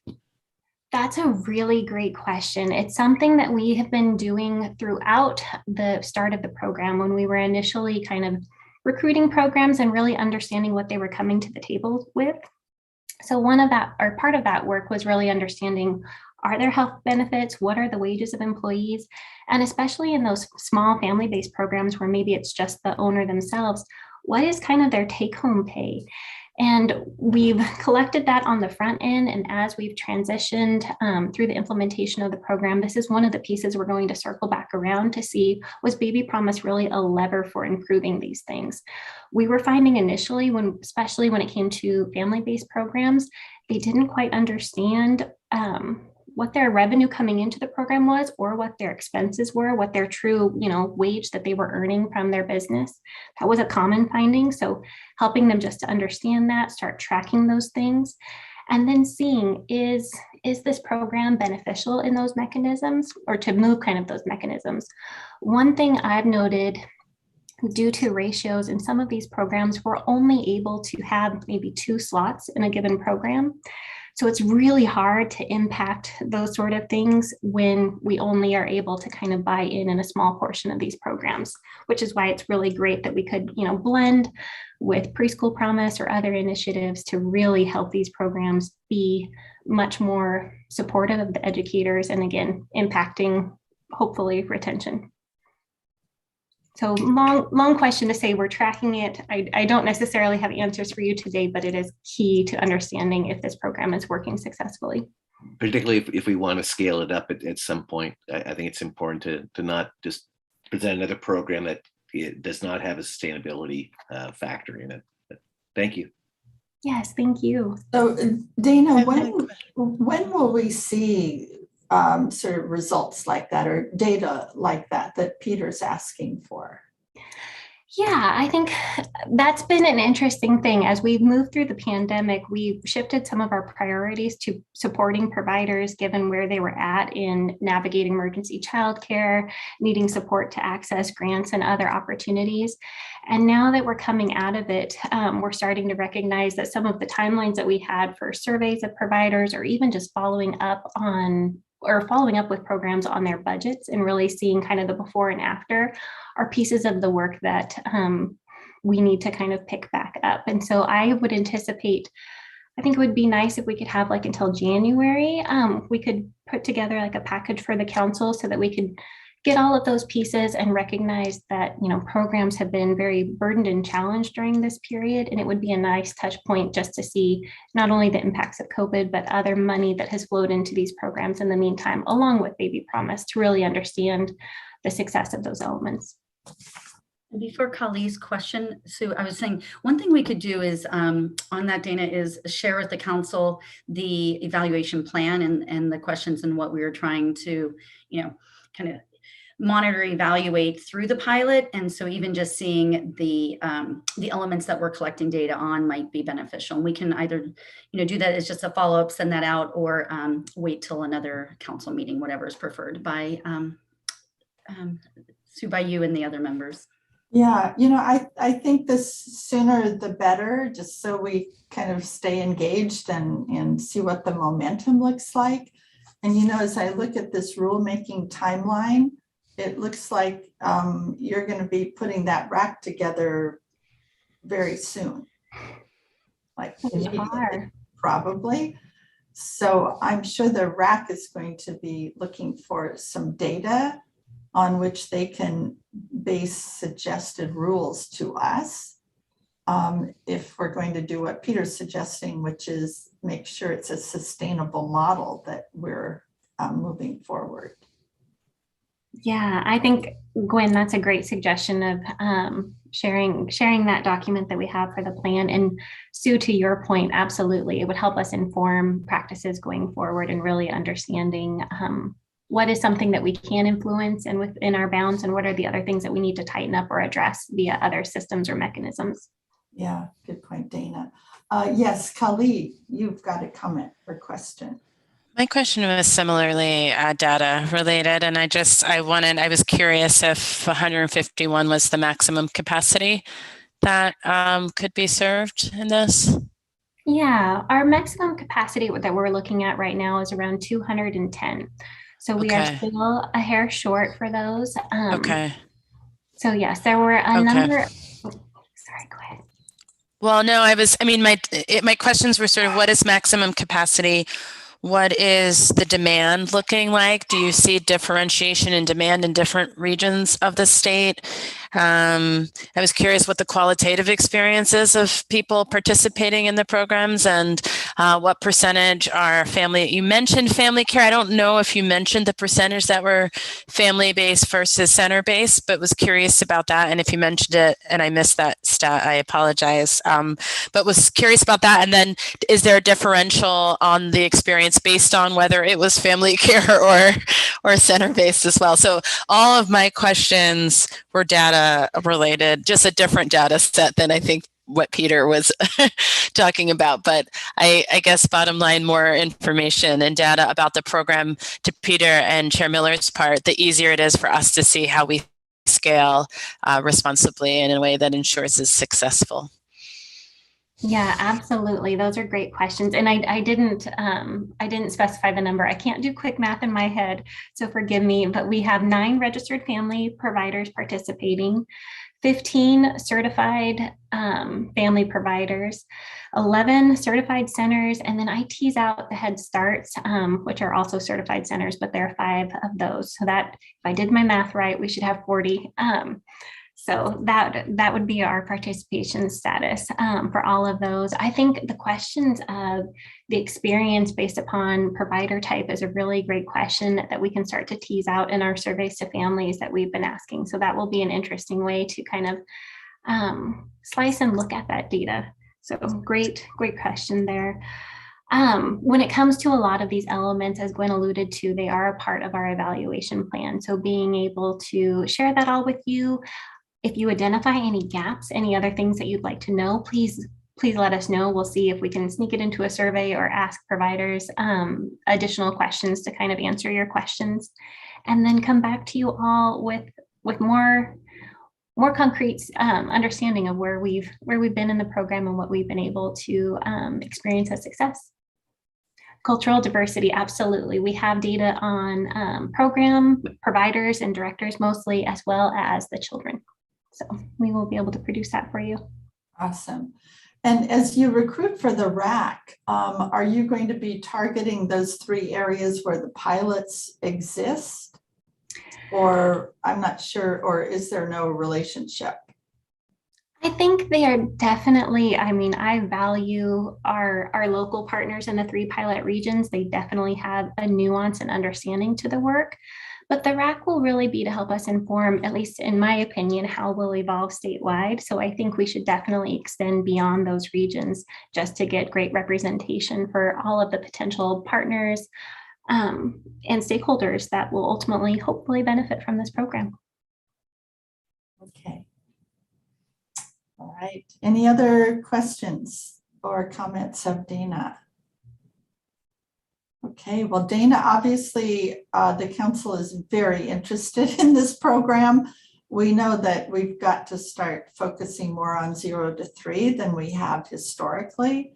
And that's Baby Promise is sort of a cornerstone of that focus. So we will look forward to getting more information and probably meeting with you again.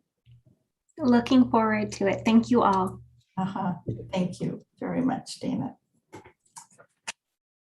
Okay, we will move on then to, who's doing KPI? That's me. I was going to jump in and do that one. Unfortunately, my Early Learning Hub colleagues are too tied up in the Early Learning Hub collaborative meeting that we also have going on today. So they are unable to join us. So please go easy on me.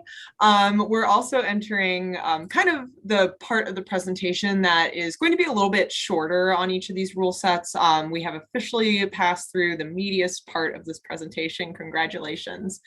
So just a quick little blurb about the Kindergarten Readiness Partnership and Innovation Program, KPI. We dropped the R in the acronym, KPI.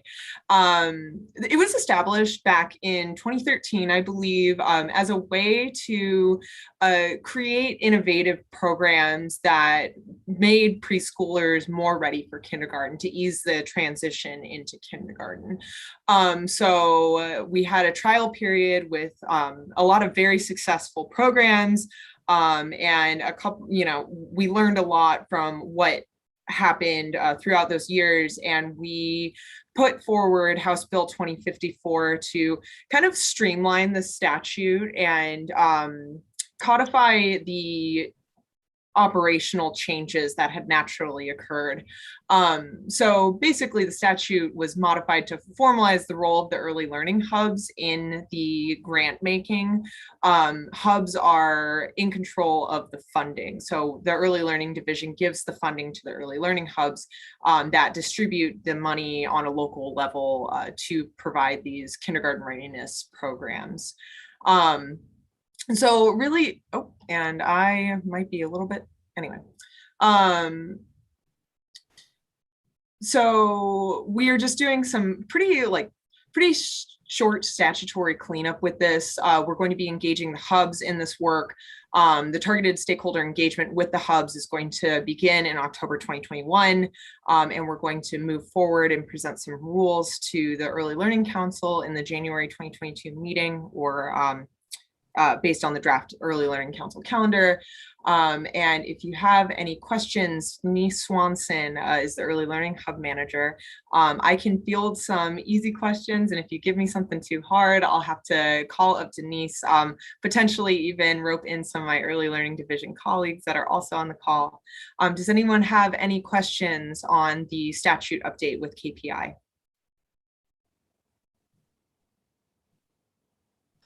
I just have a comment. I feel like I'm speaking a lot. No, we love it. We love it when you talk. Well, I don't know if everyone does, but my comment is just, I hope that it's specific about what do we mean when we talk about kindergarten readiness, because I think there's a lot of variability on how this shows up statewide. So there are communities that are really focused on preparing children enter kindergarten ready to learn and then kindergarten ready to receive. And then there's other communities where it's just, marketing the fact that kindergarten's happening and come to your local kindergarten, which is not what I would call kindergarten readiness. And so I feel like I realize that there's not a one size fits all approach, but I also think that specificity can help ensure that there are some quality kindergarten readiness programs happening statewide that are, designed for the community that is being served, but is based on best practice on what children need and what schools need to receive kindergarteners. So that's my comment. Yeah, and just like a little bit of a response to your comment, Kali, one of the reasons that we wanted to narrow this statute is because we found that the statute purposes of the grants were too broad, and some receivers were just using it to establish a preschool program, which, yeah, exactly what you were talking about. So we narrowed the statute in order to focus on some critical areas in developing kindergarten readiness. I hope that kind of gives you a little bit of a glimmer of hope with this statute update and the rules that are going to come of it. Yeah. Thanks, Kali. And, I think embedded in Kali's comments, Remy, is just that question about quality. And, how will that be baked into whatever these rules are that we're going to be asked to adopt? I think we just need to have quality as kind of a, underlying piece of all of these RACs and rules. Definitely. Are there any other questions on KPI before we move on to the next OCC rulemaking? Looks like we're good to go, and welcome Jay back. Thank you, Chair Miller and council members. My name is Jay Messenger. I'm the Legal Enforcement Director here at the Office of Child Care. At the June 24th ELC meeting, in the aftermath of the passage of SB 757 earlier that month, I came before you with some temporary rules to implement 757. Thank you again for passing those rules. Those rules relate to give a little bit of a history, refresh what I talked about at that meeting. Circa around 2019, we had to implement at the Office of Child Care a new CCDF mandate to do out-of-state checks. The out-of-state checks, as I mentioned at that meeting, each state, there's no national clearinghouse. Each state does it differently. So we have 49 other state processes, plus the District of Columbia, plus territories.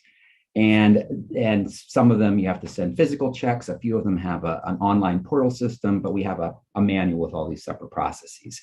In any case, that significantly affected the speed of conditional enrollment among the facilities. And the way our statute was written, it didn't take into account that. And so we needed to go and get a statutory fix. And so that's was mentioned earlier in the meeting by Troy. We went in 2020 in the short session, and then the session ended before we could get that bill passed. And then this year we were able to get it passed. And so what the conditional enrollment does is allow the SB 757 allows us to not wait on these out-of-state checks in order to grant conditional enrollment. And so we passed those temporary rules in June 24th, pursuant to the council schedule that's presented to me. I would come back to the council in the October meeting and seek passage of the permanent rules. The permanent rules would be word for word the same as the temporary rules, and it just adjusts our regulations to utilize the fix that's in 757. Thank you, and I'll take any questions. Okay, thanks, Jay. Any questions of Jay? This sounds a little more perfunctory than some of the other things we've been talking about, but important. Okay, Jay, thank you for coming back again, and I know we'll see you a little bit later in this meeting. Okay, thank you, Sharon. Thank you. And now we will hear from, who's up next? Tammy is back. Am I right? Hello, thank you for having me back again today. Sure. I'll be equally as succinct as Jay. So this really is just a preview about permanent rules that I'll be bringing back to the council. I believe it's in October. So just a couple months ago, we did temporary rules that were in support of continued COVID requirements. We did the online CPR, hand sanitizer, and modifications on aid twos. And so now those will be expiring December 26th. So we need to have discussions about putting them into permanent rules. And I'll tell you that the online CPR and hand sanitizer really are basically word for word. We just had to do a little bit of reformatting to fit them into the body of the rules rather than their own separate part. On A2, we are proposing some slight adjustments, and we're taking those adjustments out for engagement this week, next week, and the last week in August, so that we can really get an understanding if these adjustments are going to be problematic. In the temporary rules that you all signed off on in June, the A2 allowance was that an A2 could supervise a group of children for up to 2 hours a day. And so in the permanent rule, the way that it's currently drafted, we are proposing that that be reduced. The purpose of that rule was to help a program to use an A2 to cover breaks. And 2 hours a day is a pretty good chunk of time. So the current proposed language that we'll be taking out for engagement is to reduce that to 2 15-minute breaks during the day, so that they can provide for those teacher breaks, but not necessarily do the entire lunch period. And we'll see what comes back with the engagement. If that's a real a big change that's going to produce little support for programs, then we'll take that into consideration. So we are bringing these back to the council in October 2021. At this time, there's no RAC, Rural Advisory Committee, needed, is because we don't see that there's a fiscal impact. And the permanent rules will be presented for public input. And again, we're going to be doing engagement on them also. I don't expect there's going to be much input on CPR and hand sanitizer, since it's really, exactly as we already have out there. We'll see what comes back with A2. Okay. And one more thing to mention on the A2 language. The language that we have proposed is the same language that's proposed in the superset rule, the bigger rule set that we're working on. So it seemed like that would be a really good transition into what we already are hoping comes down the road for centers in a permanent way. Good planning, hopefully. Looking at. Okay. Whoops, sorry. Okay, thank you very much, Tammy. So Remy, do we have any other presenters or not? No, that is the end of our scheduled presentation. As you can see, we've got a ton of rulemaking coming up for the Early Learning Council to weigh in on, and we're really excited to work with you to promulgate all of these programs. So thank you so much for listening. If you have any follow-up questions, any follow-up comments, feel free to reach out to me. Y'all all have my email address. I know that for sure. And like I said, we will continually be touching base with you as we develop these rule languages before we present them to you. Okay, sounds great. Okay, council, we've got a break scheduled now. And let's take just a 10-minute break. Sorry for the short one, but Alyssa has to leave for another meeting at 4 o'clock. And we want to have her do the update on 3073 before she has to go to another meeting. So we'll be back at 3:30. Okay, thanks everybody.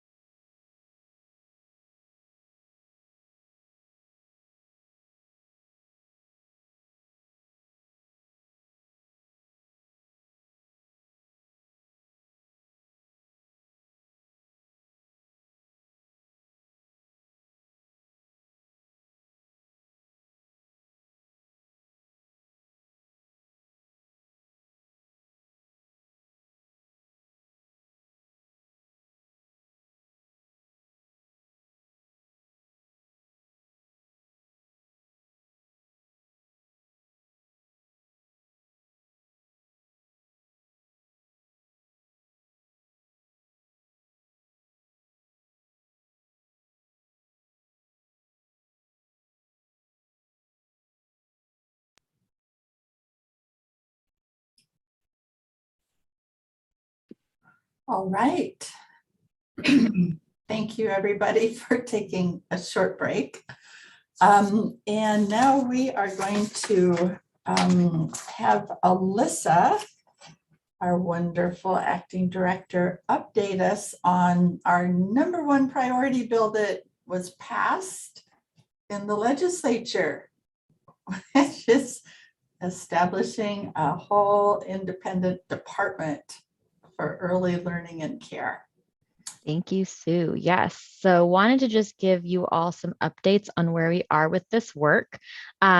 So just to make you aware, there were some key positions that we did get approval to hire between now and the short session. So you've all met Dr. Khan, our chief of staff. So she's been one of the first big hires you've been able to make related to House Bill 3073. We're in the process of bringing on a chief information officer.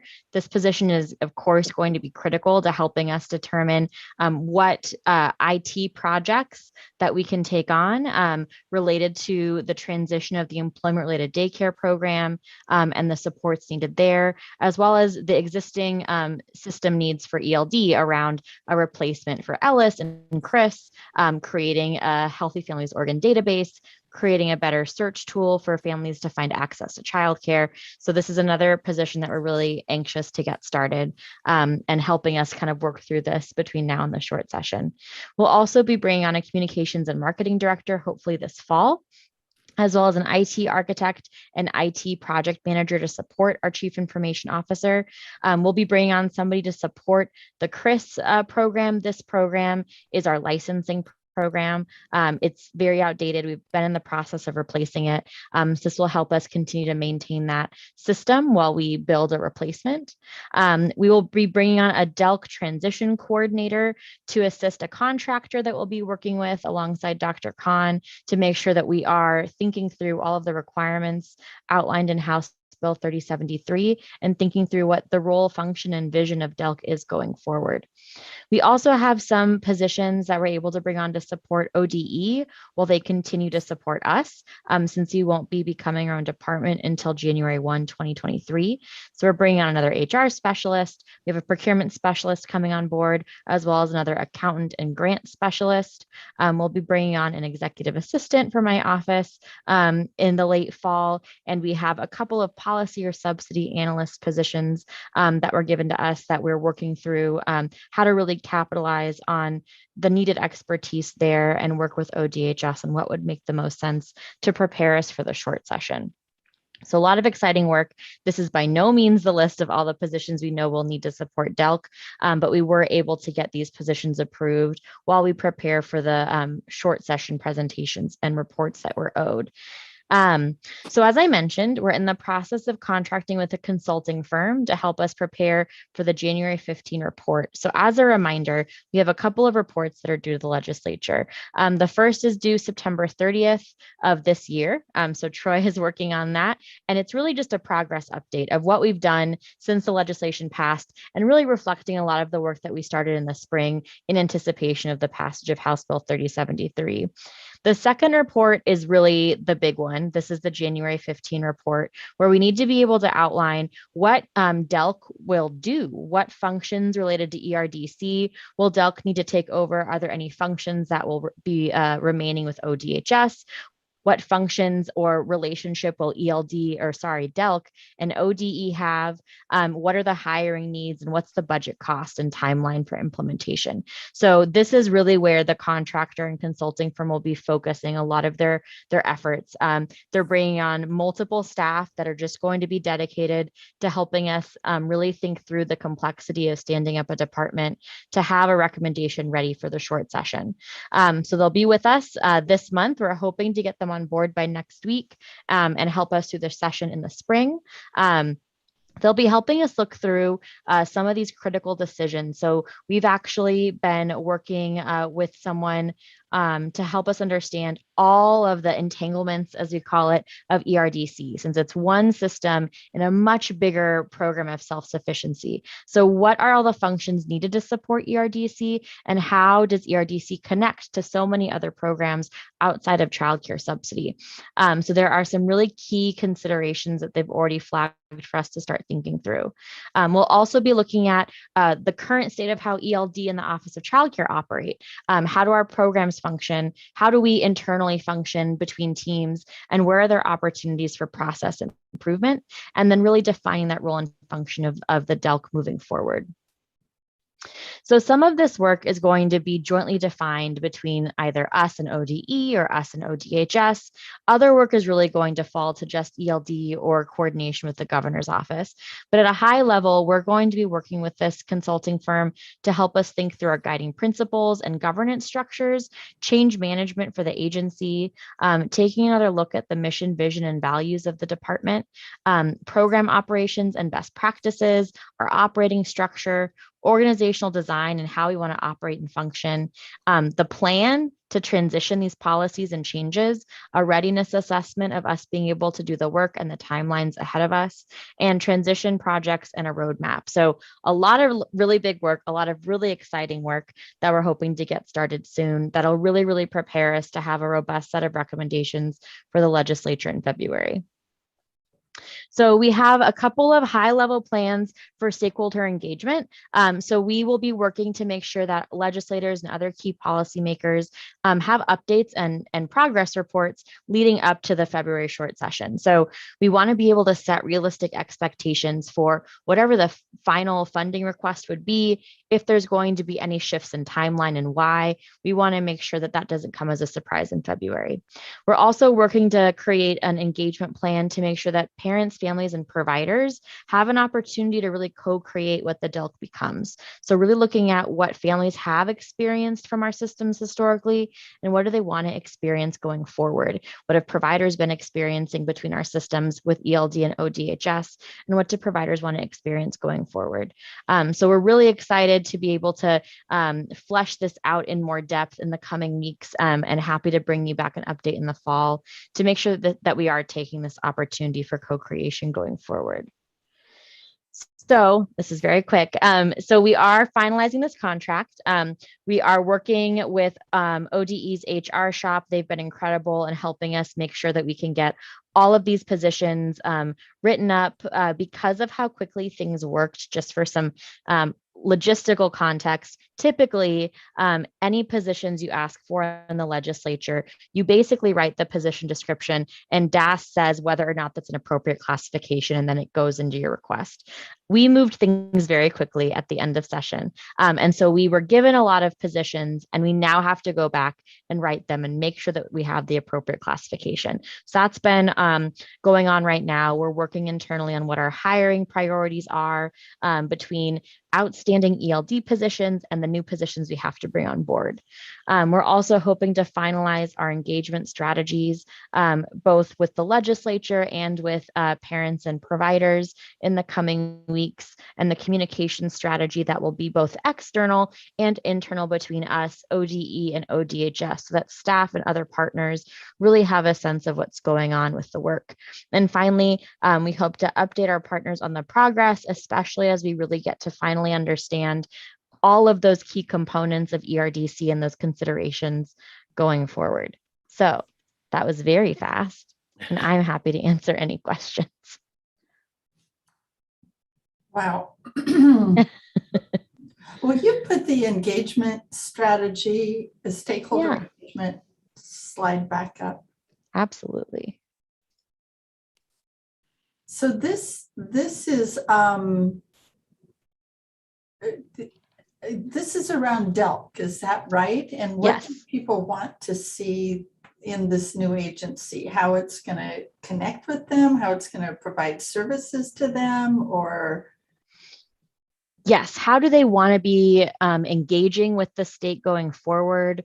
What process improvements would they like to see? So this could be things like billing processes. It could be how providers have gotten access to funds in the past through grants.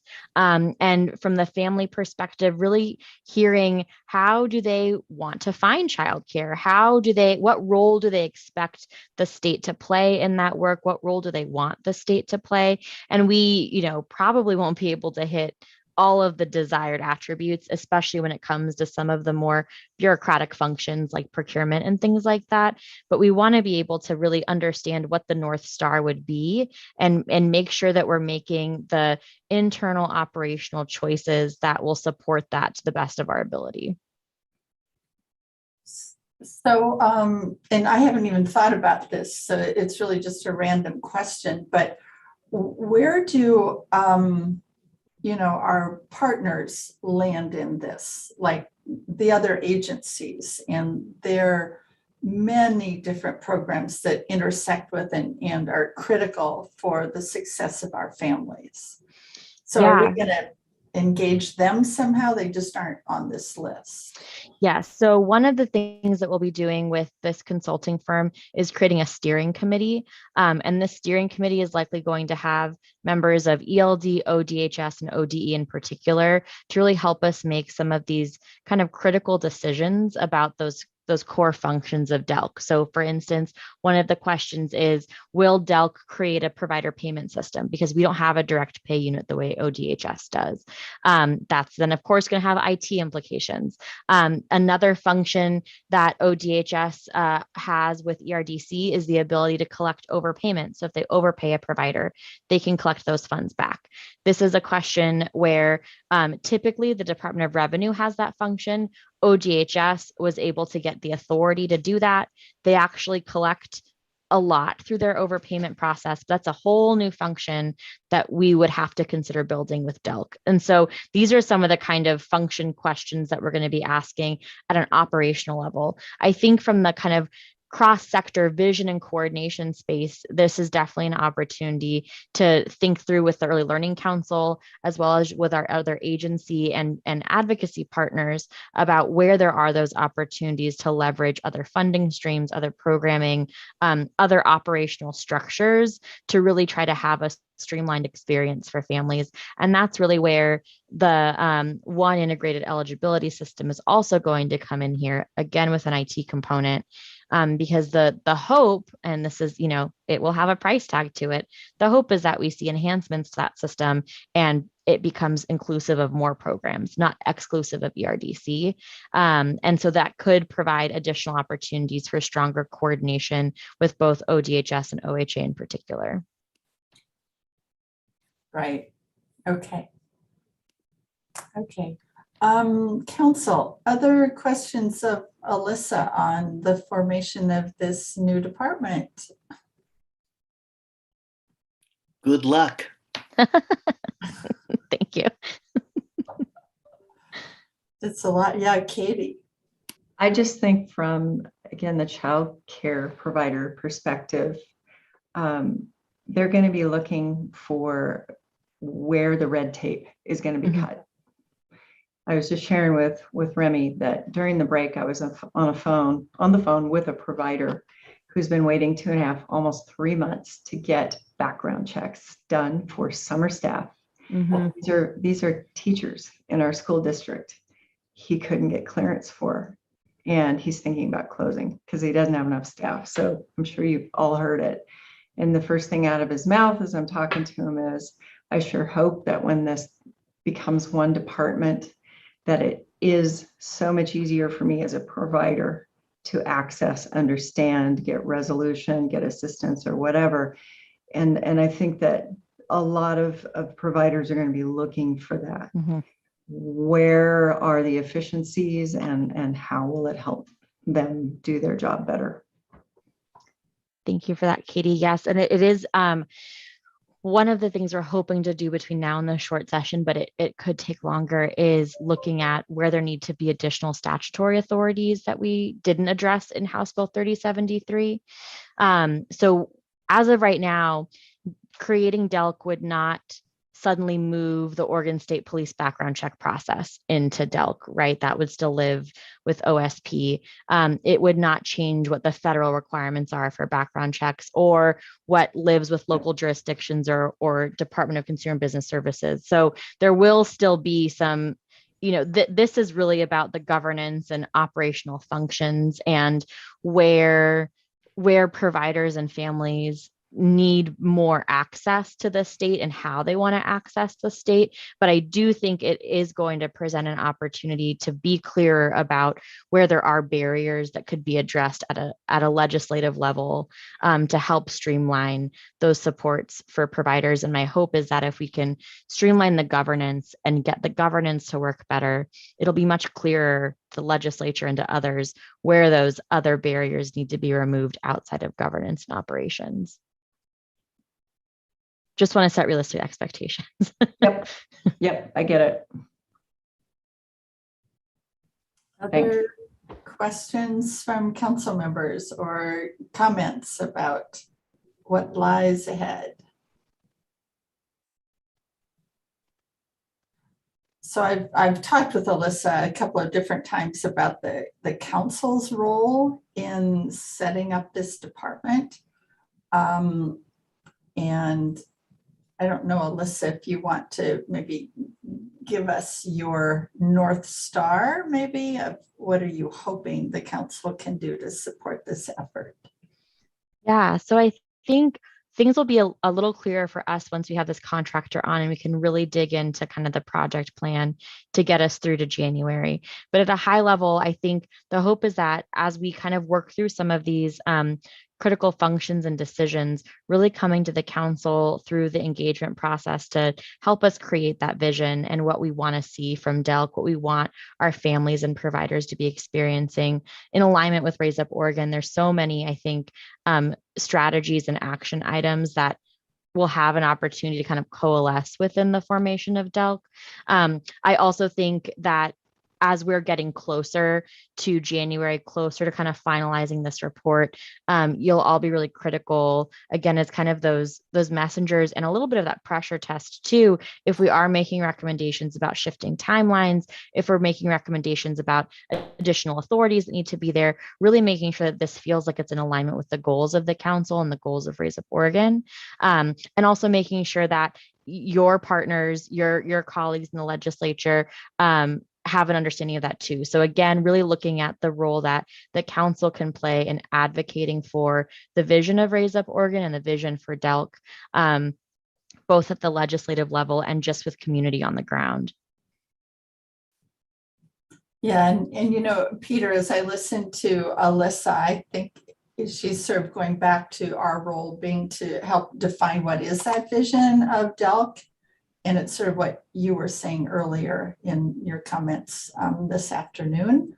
So I can see that being a really core part of our retreat in October. Yes, and Peter, I'll make sure you see this too. We'd commissioned a study in 2019 to help us really look at what it would cost to fund the early learning system in Oregon that we all want, increased access to subsidy up to 600% of federal poverty, wages and benefits for providers, and it's $1 billion a year. So we've got the number to some extent. And I think to your point, what's the nearer term goal? What are we striving for in the next 5 years if $1 billion is a longer term goal? And how are we going to make sure that we're constantly working towards what the ultimate vision is and really prioritizing how we handle that work? And I think, as you've heard, between all of the rulemaking we have to get through and just the debrief from Troy of how successful this session was, there's a lot of work that's really, really exciting and really complex and really new, and it's all happening at the same time. So how are we also setting realistic expectations for what we can achieve within these timelines, recognizing the urgency we have to meet this need for children and families and providers? So $1 billion, and let's see, remind me, what's the state school fund budget? Yes, I believe we ended up at 9 billion this time. Yeah, that's what I thought. Just so we keep $1 billion kind of, put a few sidebars around it. It really, relatively, it's not all that much money. Well, it's a long discussion. Obviously, the quality education model for K-12 got done 20 years ago, and it's taken 20 years to actually get close to what the quality education model 12 is. But I think we have to do the same thing for early childhood. We have to say, this is what it would look like. How do we get there? Just a point of clarification, is the 1 billion if we offered like how much does it cost to offer preschool to every, or offer early learning? I mean, the K-12 system is educating all children universally. We don't have that in early learning. So I guess I'm curious, how do we, like, how much does that cost? Because that to me should be our goal post. Yeah, no, absolutely. We could definitely break down the needs of infants and toddlers versus preschool and how to kind of look at the universality of each of those components separately. Yeah, absolutely, Kali. And I think one of the things that we're looking at too is in our, I think this is an opportunity, and I'm really excited to have Dr. Khan's expertise with us, is how are we ensuring that quality remains within our programming as we continue to look at expansion? And I think we heard that concern from the legislature. It's not just about making sure there's providers to fund, it's about making sure that there's quality providers to fund, and helping those providers get there. And so really making sure that we are being consistent and thoughtful about supporting providers to meet these quality benchmarks. And as we continue to increase access to programming going forward. Yeah. For some reason, George knew the K-12 budget numbers. I'm sure he could give us even a bigger breakdown of the 9.3. And I know he would say they need more. So we're not contesting that. Okay, any other comments, questions, thoughts about this as part of our October retreat? All right. Well, Alyssa, thank you very much. And you can stay on for 5 more minutes or head to your next meeting. Thank you. I'm hoping to be able to jump back in, but thank you all. Okay, good to see you.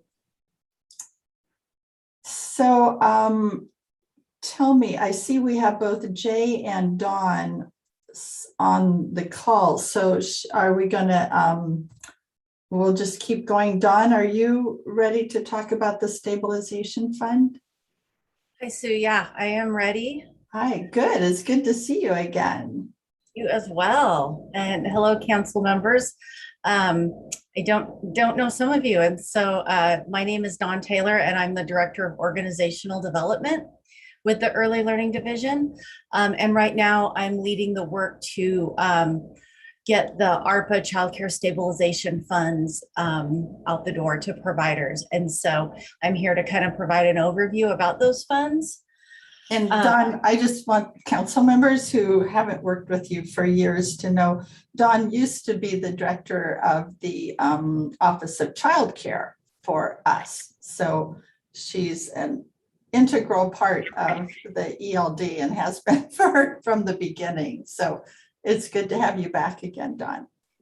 Thank you, Sue. And it was, even listening to Alyssa talk about becoming a new agency, I was at the employment department when the ELD was formed within ODE. So it's really exciting to see all of this progress in early learning.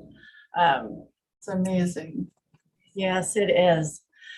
All right. So the American Rescue Plan Act has several buckets of ARPA funds within it. And so within the Child Care Development Fund, there was specific child care stabilization funds, of which 90% of those funds, which for Oregon is $224 million, must go directly to child care businesses. These funds are not to start up new programs, but to really support the existing child care sector.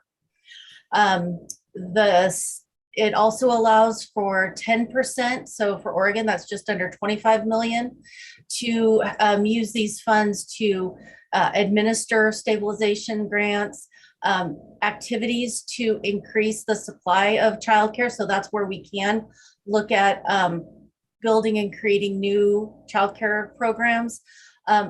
Really a high emphasis on providing the support and technical assistance that providers will need to apply for these grants, publicize the availability, and to provide technical assistance for providers to meet the requirements throughout the grant.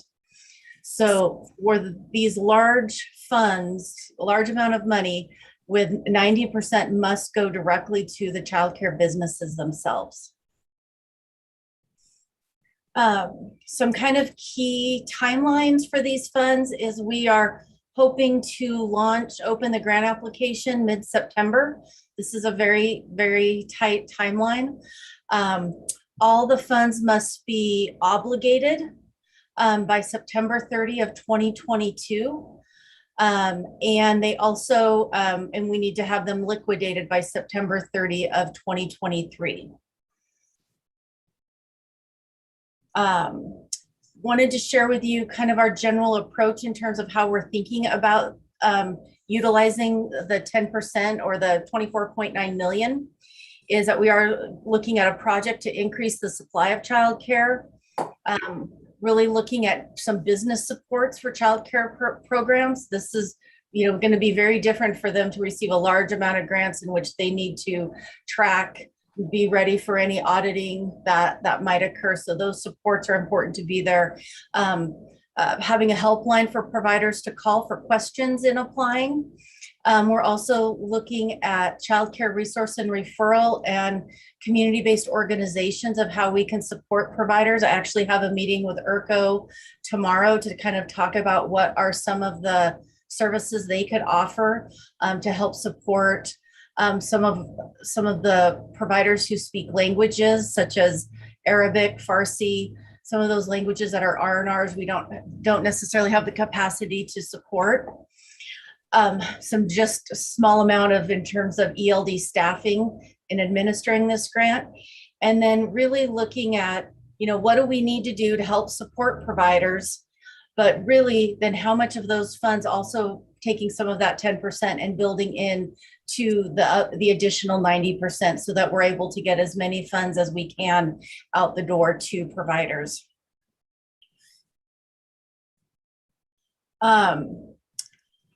So like I said, the target date to open the application is mid-September. And just to kind of give you an idea of the scope, we're anticipating receiving approximately 45,000 applications. And so 4,500. Yes, thank you. 4,500. Thank you. Thank you. I apologize. And so, and you can see I provided kind of a breakdown of roughly what that looks like from license exempt, registered family, which is licensed care, certified family, which is licensed, and then certified centers, which are licensed. So a large scope of looking at getting funds out to all 4,500 providers that are eligible. This piece of federal legislation is very prescriptive in terms of what states are to do. And so it states in here that 90% of the funds, so that 224 million, these are the allowable expenses. So wage and benefits, workforce recruitment and retention, COVID rent and utilities, they're pretty broad. I think particularly they're also allowed to reimburse themselves for expenses prior to ARPA and mental health services. So it's a pretty broad scope in terms of what they're able to use these funds for. Some of the federal parameters of who is eligible, who is considered an eligible provider for these stabilization grants, is that essentially you have to be licensed, regulated, or registered under state law. And what that really means then is that you really have to meet the health and safety requirements that are outlined within the Child Care Development Block Grant Act. And so for Oregon, what that means is these are the different groups of providers that meet those federal health and safety requirements. And that would be the license exempt providers that are receiving subsidy, the registered family, and certified centers. Programs that are not eligible for these funds are recorded programs. And that is because they have not had the health and safety checks that happen within the licensing frame or a license exempt receiving subsidy. There's specific language in the legislation that this is not to These funds are intended for the childcare sector and not to fund Head Start or state kindergarten, state pre-K. And so the only way in which that's allowable is if they are providing extended care outside of the Head Start frame. And then license exempt that are not receiving subsidies. So we know that in some different government entities, there could be a childcare program, say in a Parks and Rec or a school district. They're exempt from licensure, but because they have not met the CCDF health and safety requirements, they are not an eligible for provider for these funds.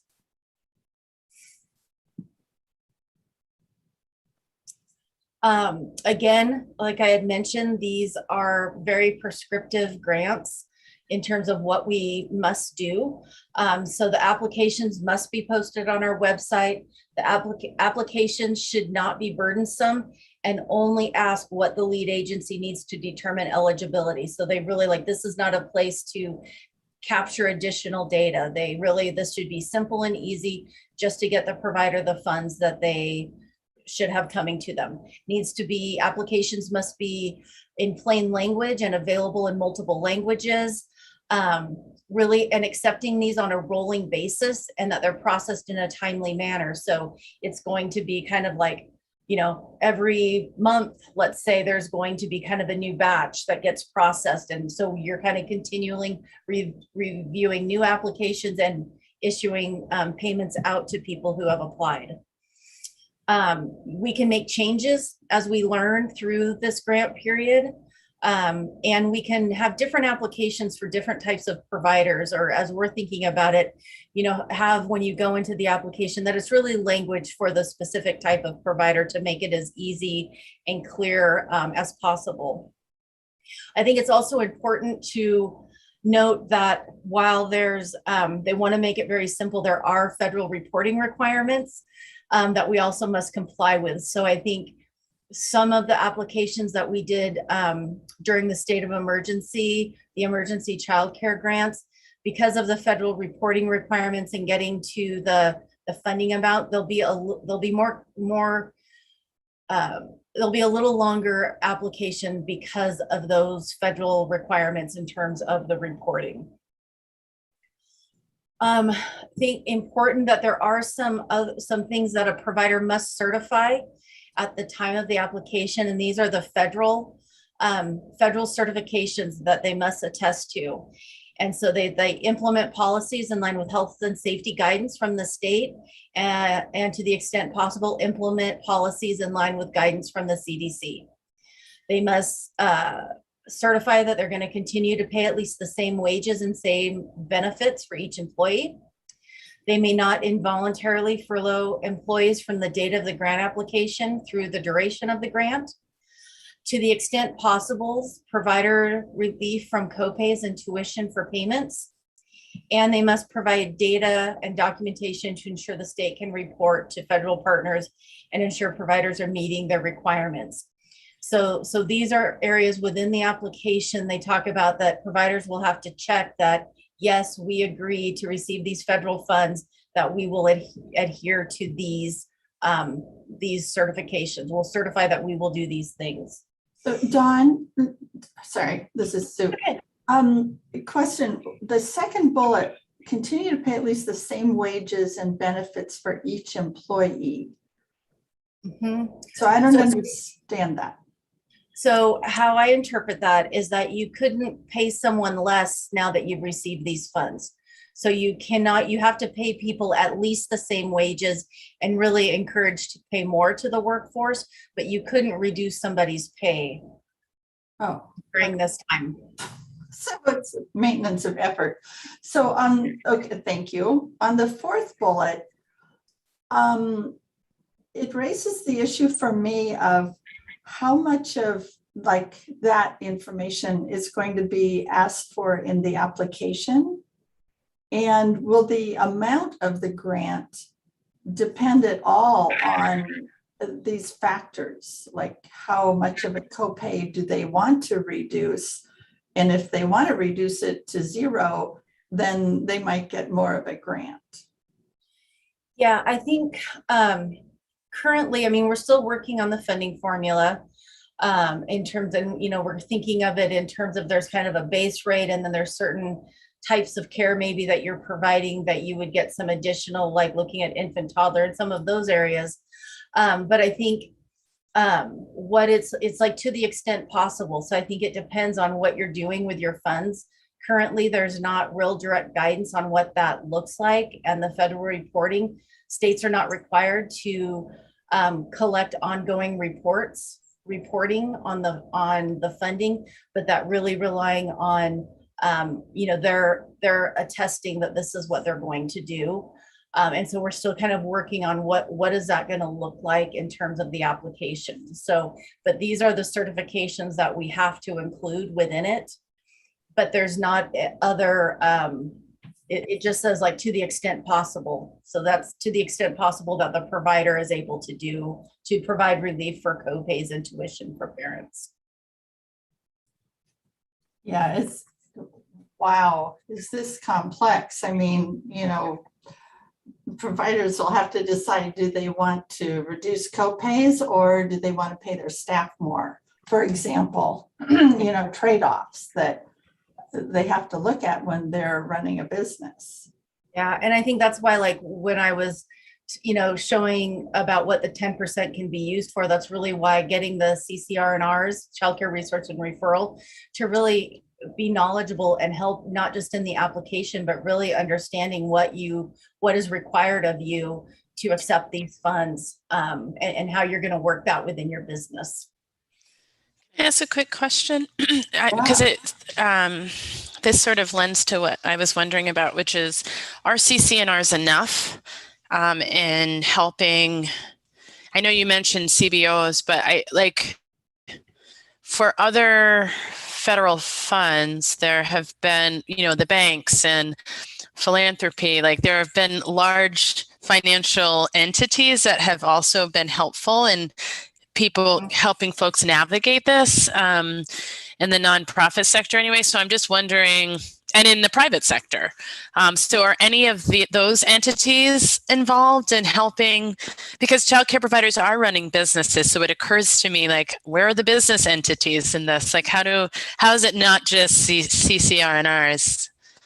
Yeah, no, that's a great question. And in fact, I wish John Reeves was still on, actually, because him and I are working really closely on how to build these supports. And we are looking at what that business support is going to be that can work with the local entities to kind of build those connections, to expand that out.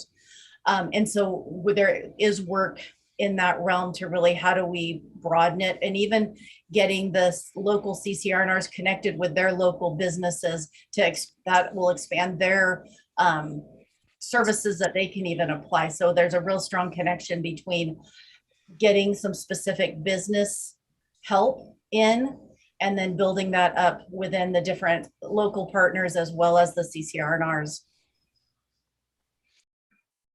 I think philanthropy could play a role if they're willing. I think about Ford Family and sort of where they're located, because philanthropy is a distributor of dollars. So to the degree that they are willing, people look to them for money. I don't know, it may be a terrible idea, but I was just thinking, like, who are the other entities that we can engage that have distributed dollars, that understand stipulations that people may automatically look to anyway, and are trusted. And they're large ones like Ford and OCF, but they're smaller ones like what used to be MRG is now Seating Justice, that really funds a lot of small entities that are community of color based. And so, I don't know. It just seems like we need partners on this, so this gets out to the people that need it. And I think one of the things that is challenging, and I think that's a great idea, because one of the areas is that these are federal funds. So they cannot be used for, capital construction. And a lot of times that's what a program needs. And these funds are not going to be able to be used in that way.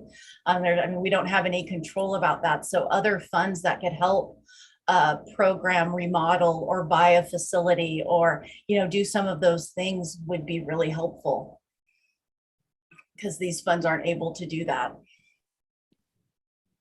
Plus, these are one-time funds that have to be spent, by the end of 2023. It does sound like providers could use them to give a bonus for employees, et cetera. But they have to keep in mind that whatever the carryover costs are going to be in 2023, that if they're going to maintain that level of funding, they're going to have to look for other funding sources in order to accomplish that. Do I have that correct? Yeah, I mean, it's actually a huge conversation that we've been having in terms of how can we use this to increase wages in the workforce. I think there's hope that there's, federally that, this might be more, but that is kind of a piece that providers are going to need to think through, and what can they sustain as we move forward. And so, yeah. Well, my current pet project is working with OHA and with the health exchange. I mean, kind of digging into this, and it's very with the money in from the American Rescue Plan Act for the exchange. Insurance plans and coverage is very inexpensive now. Someone who's making $16 an hour can get insurance coverage on the exchange for very little, like $15 a month, $50 a month. And if providers wish to basically give a bonus in order for their employees to get health care, that might be something that would last for 2 years, but they could get health care through the exchange at a very low cost for their employees. Yeah, and keeping us informed as that moves ahead, Peter, will be really helpful for sure. And Katie asked the question about ARPA funds, whether they're available for capital projects, and my understanding is that they're not. No, they are not. That's where I was thinking Cully's, thinking about the philanthropic and where that might be able to build connections for some of those capital projects could be helpful, because these federal funds cannot be used for that. Well, Don, can you put your timeline back up for a minute? Certainly. I can't remember if I'm remembering correctly or if it was a nightmare that you said mid-September release the app, and that's. Yes, that's what we're targeting for. There's still a lot of decisions to work through. We've got a stakeholder engagement group helping to provide input and feedback, and we're on our second round of focus groups, getting input from providers. The team is working fast and furious because we know providers need these funds to get them out the door, but it is a very large lift to get these out. I also should share that, one of the reporting, I think there is the feds are really wanting us to, by December, try to have 50% of these funds obligated. By December of 21? Yeah. And so they've, we will need to report how many. So it is a very, we're working at a very fast pace. Can you remind us, Dawn, for the emergency childcare grants that were sent out over the last year and a half, how much did those add up to? Oh, okay, this is really off the top of my head. So I'm not coded. I want to say it was about $83 million. Yeah, I thought. We're looking at 224 million. Right, exactly. That's 3 times. That's sort of what I'm thinking about. And in your focus groups, what kind of information are you asking these folks for? The first, we've really been diving into the application. The federal government has been really great at providing a lot of resources and sample templates. So we've been asking them about what's working, what's not clear on an application, so that we can really work to build an application that's easy to use as possible. We're also really asking them, like, what's the supports that you need in order to apply and meet the grant requirements. And so that's helping to inform how we're setting up training and the different tools that we're going to be providing. So, they want online videos to fill things out instead of something, so that type of feedback we're getting, so that we can really try to build out the supports that they specifically are requesting and say would be the most helpful. And if this is 3 times the amount of money, and most of the emergency grants, if I remember correctly, went to operating childcare providers, trying to keep them alive. Yeah. So if this is 3 times the money, does that mean the grant amount will be about 3 times what it was last time for these providers? You know, I think everyone had a different realm. I think a difference in that might skew of thinking about it that way is that we didn't include the license exempt receiving subsidy into, and that's about 1,300 providers. And so how the funding formula shakes out, you know, it'll be adjusted a bit. And then also how we, you know, think about incentivizing certain like infant toddler care. We know everywhere in Oregon is a desert, you know, so I think some of those will kind of those levers, like we're trying to figure out what's the right lever, because if you add more to the base, you have less to incentivize for infant toddler care, extended hours, you know, weekend care that we know so many families need, or bumping up bonuses, lowering the base. So it's kind of, we're kind of still trying to figure out the hydraulics that would make sense and kind of fit the policy priorities and help providers the most. Well, and I think to Peter's point, making sure providers are counseled that they have 2 years to spend this money. So they really need to put together 2-year budgets that show how are they going to spend it by the deadline, but also, you know, how do they do it in a sustainable manner? I think one of the big pieces is that we're looking at these grant awards being for 6 months, is the current thinking. Nothing is set in stone. With that, we're still working out those details. But I think it's important, like they can also reimburse themselves for past expenses. So for instance, if they, you know, had to take out a loan to pay their rent, they actually will be able to reimburse themselves for those past expenses because of the pandemic. So that actually gives them more time in which they have to spend these funds too. So I'm not, to be honest, I'm not as worried about them liquidating the funds. I'm more worried about getting them obligated and out the door. Yeah, I agree with that. I just was picking up on Peter's point that, yeah, it just needs to be sustainable. But yeah, wow, this is going to be complex. And simple, not burdensome. Gee whiz. Are there any other questions from council members or comments about this $250 million of new money? Just that I'm with Peter. I'm really worried. These people are barely hanging on, and those of you who talk to them know that it's so, they're so tired. I just hope that aspects of this are either intuitive, well laid out. There's tutorials, there's people to assist them. I know our Central Oregon Early Learning Hub will probably be dedicating a lot of time just to answer questions, but that is as important as the money. Absolutely. Yeah.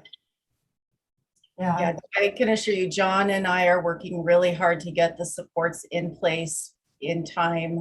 We've got statements of work and laying things out and really working to do essentially kind of like a training of trainers for anyone who's going to be supporting the providers and having the tools to make sure that it's there for providers and not just at the application, but throughout the period of time, because they'll need those supports.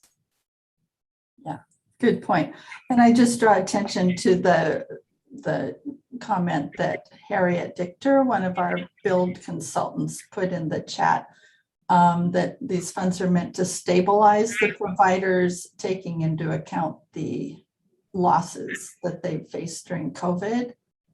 And there are also other ARPA CCDF supplemental funds. So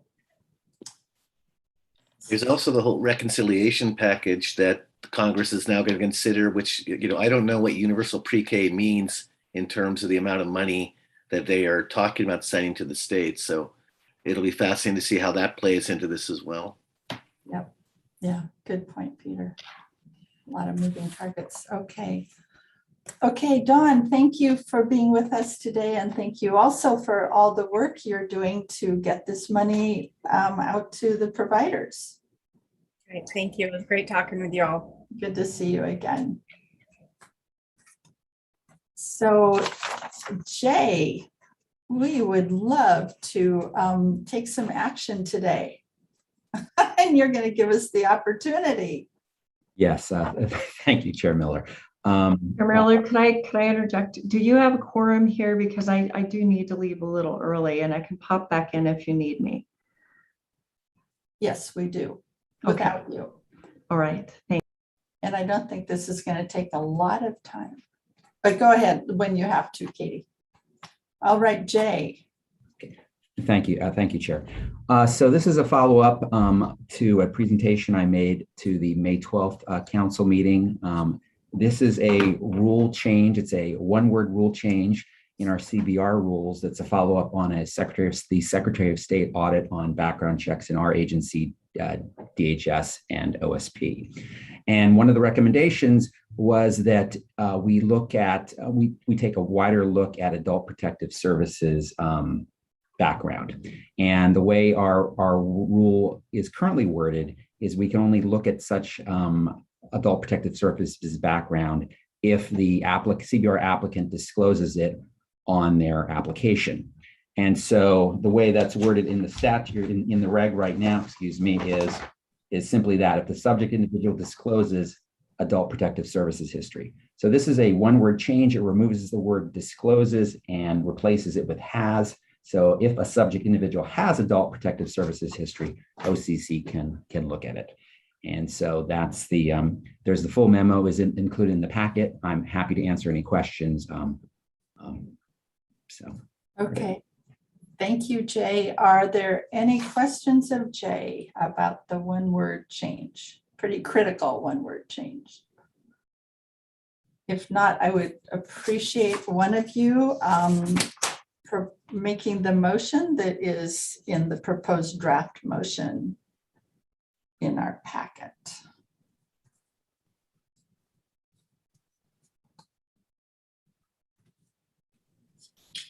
I can make the motion. I just want to pull up my proposed language.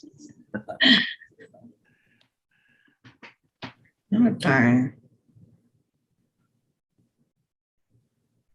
I move to adopt the proposed language dated August 11th, 2021 that updates Oregon Administrative Rules 414-061-0050. I'll second. Thank you, Angie. And Katie, is there any discussion? If not, those in favor, please say aye or raise your hands. Aye. Aye. All right, any opposed? Motion carries unanimously. Thank you, Jay. We appreciate getting this updated. Thank you, Chairman, and thank you, Chairperson, and thank you, Council. Have a great day. Ooh, all right. Whoa, we are done with our agenda early. So, which is great. I know we can all use the extra half hour. And just before we close, I want to just ask if there are any focuses that you really want to make sure we have in October. You know, we'll have our day-and-a-half retreat in October.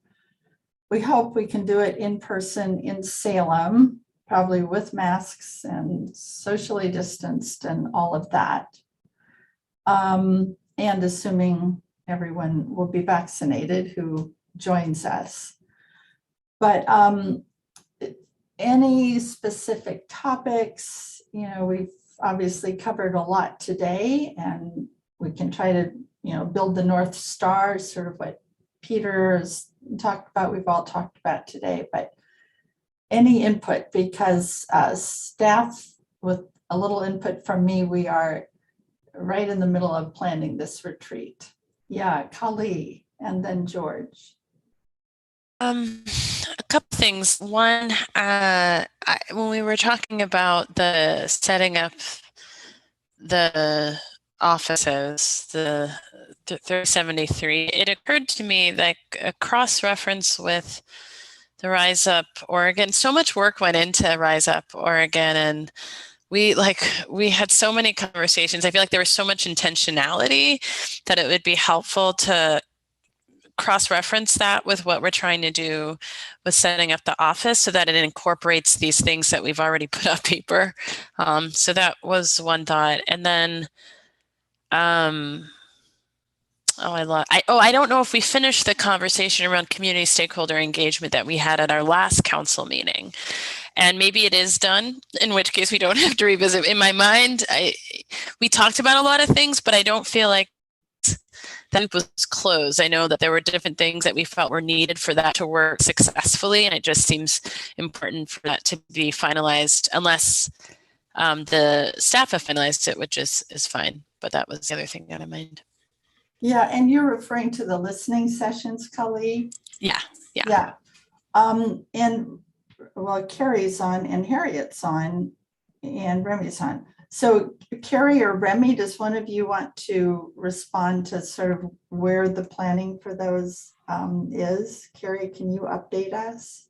Well, I think the next step would be to work with you and Peter on how are we going to identify host organizations to resolve the questions that the council had, because I think you made motion to agree to move it forward, but the issue about if it's a two-step process or a one-step process and best use of family time that was raised last time, we thought we would engage it specifically with the host organization about the knowledge of their families, the comfortableness, the things that the host families already know in hosting these kinds of things. So I think that kind of request of the council members on sensitivity around the combination of the use of their time as well as what kind of support do their families want.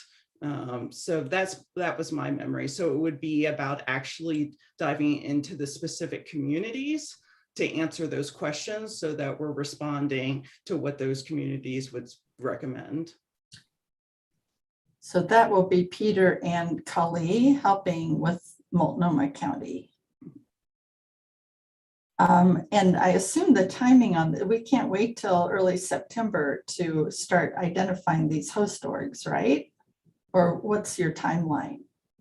I mean, I think I have to rely on you and Remy around the internal to Oregon, like what's the best way to engage Kelly and Peter on identification of host organizations and when to set up an intro conversation to explore some of these things. Okay. Okay, Remy and I will be in touch with you, Kali and Peter. To talk perhaps not a retreat conversation, it sounds like. Well, I hope these are done by the retreat, so we have the input from the families to plug into the retreat. So that's why timeline becomes important. So Remy, let's get on that maybe this week. George, you have some thoughts, comments. Everybody can hear me? Yes, thank you. You know, it's kind of the educator side of me. And it might not be worth a lot of time, but I think a good 1 hour, 2 hours, 3 hours of just talking about the development of a child from 0 to age 5. So anything that's, you know, brain development, health and nutrition, the impact of trauma and stress or social emotional, the impact of sleep or the impact of their mental health and experiences that they have that way. Just what a 0-year-old to 1-year-old, what they go through physically and what they go through behaviorally or mentally for a 1 to 2-year-old, anything that's kind of like developmental that helps to build their social and emotional and communication skills or literacy skills, numeracy skills, language skills. I think just hearing that one more time or just hearing that again is of interest to me. I can't tell you that I'm an expert on any of those kinds of things, but I think us thinking about that and then making sure systems support that is important to me. Okay. Great point. That is certainly foundational to our work, George. You're right.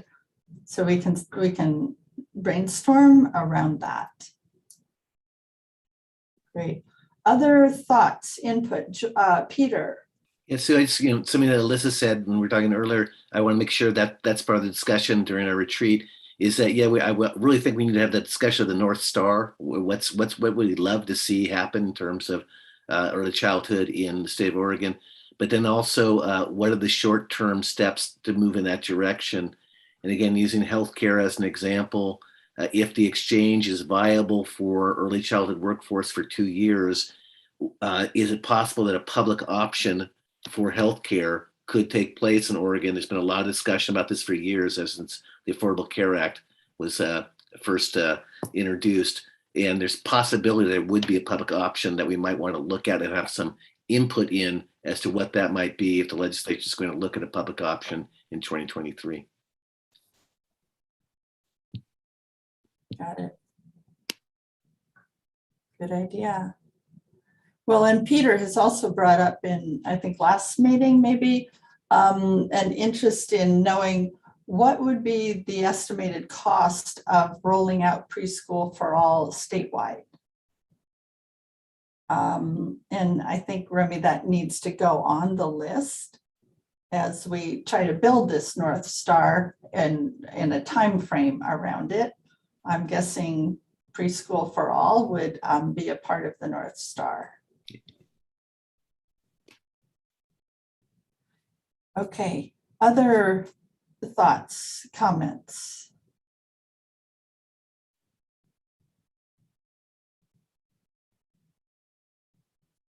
Okay, well, this won't be your last opportunity to provide input, but it's going to be timely because this train has left the station. So we need to make sure we're doing it properly. George? I would just say any key performance indicator updates, anything about our Raise Up Oregon plan, anything that gives a nice update on what's been accomplished and next steps or recommendations, anything like that.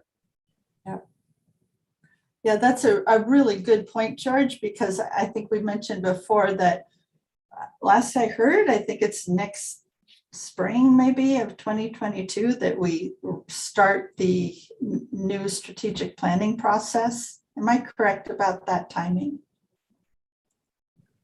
I think spring 2022 is a little bit early in diving straight into the strategic plan updating. However, we are using all the stakeholder engagement that we're doing over the next year to inform how we begin to build. So yeah, we are definitely looking at starting to work on the new strategic plan second half of 2022.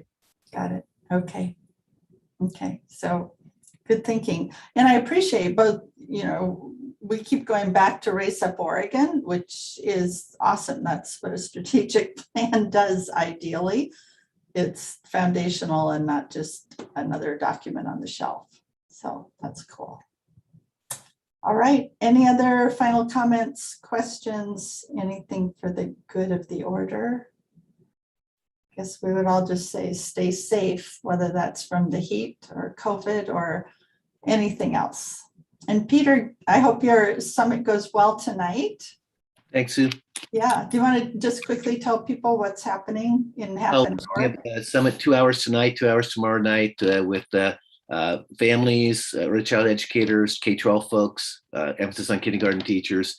Colt Gill is going to give the keynote tonight about his perspective on that transition from early child into kindergarten. Then Alyssa is giving the keynote tomorrow night on her perspective on the transition from early childhood into kindergarten. The real focus on social emotional learning. We're going to look at the possibility of adopting a regional booklet for parent information, kind of like the child development stuff George was talking about. What's a simple thing we can give to parents, say, this is how your kid evolves from basically the womb until kindergarten. And here are some things you can do that will help in that development. And we're also looking at a regional student information forum, strength-based student information forum that could go from preschools, childcare to the kindergarten teachers. And then we're going to focus on inclusion as part of the ending tonight. Tomorrow's we're looking at, after Alyssa's keynote, we're looking at what early childhood educators and K-12 educators can expect as kids make it through and families make it through this pandemic, and as we all make it through the pandemic.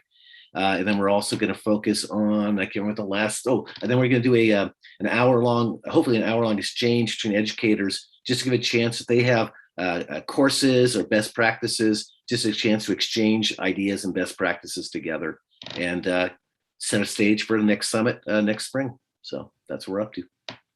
Awesome, exciting work. Okay, thank you, everybody. Remy, thanks for organizing all of this. You did a great job.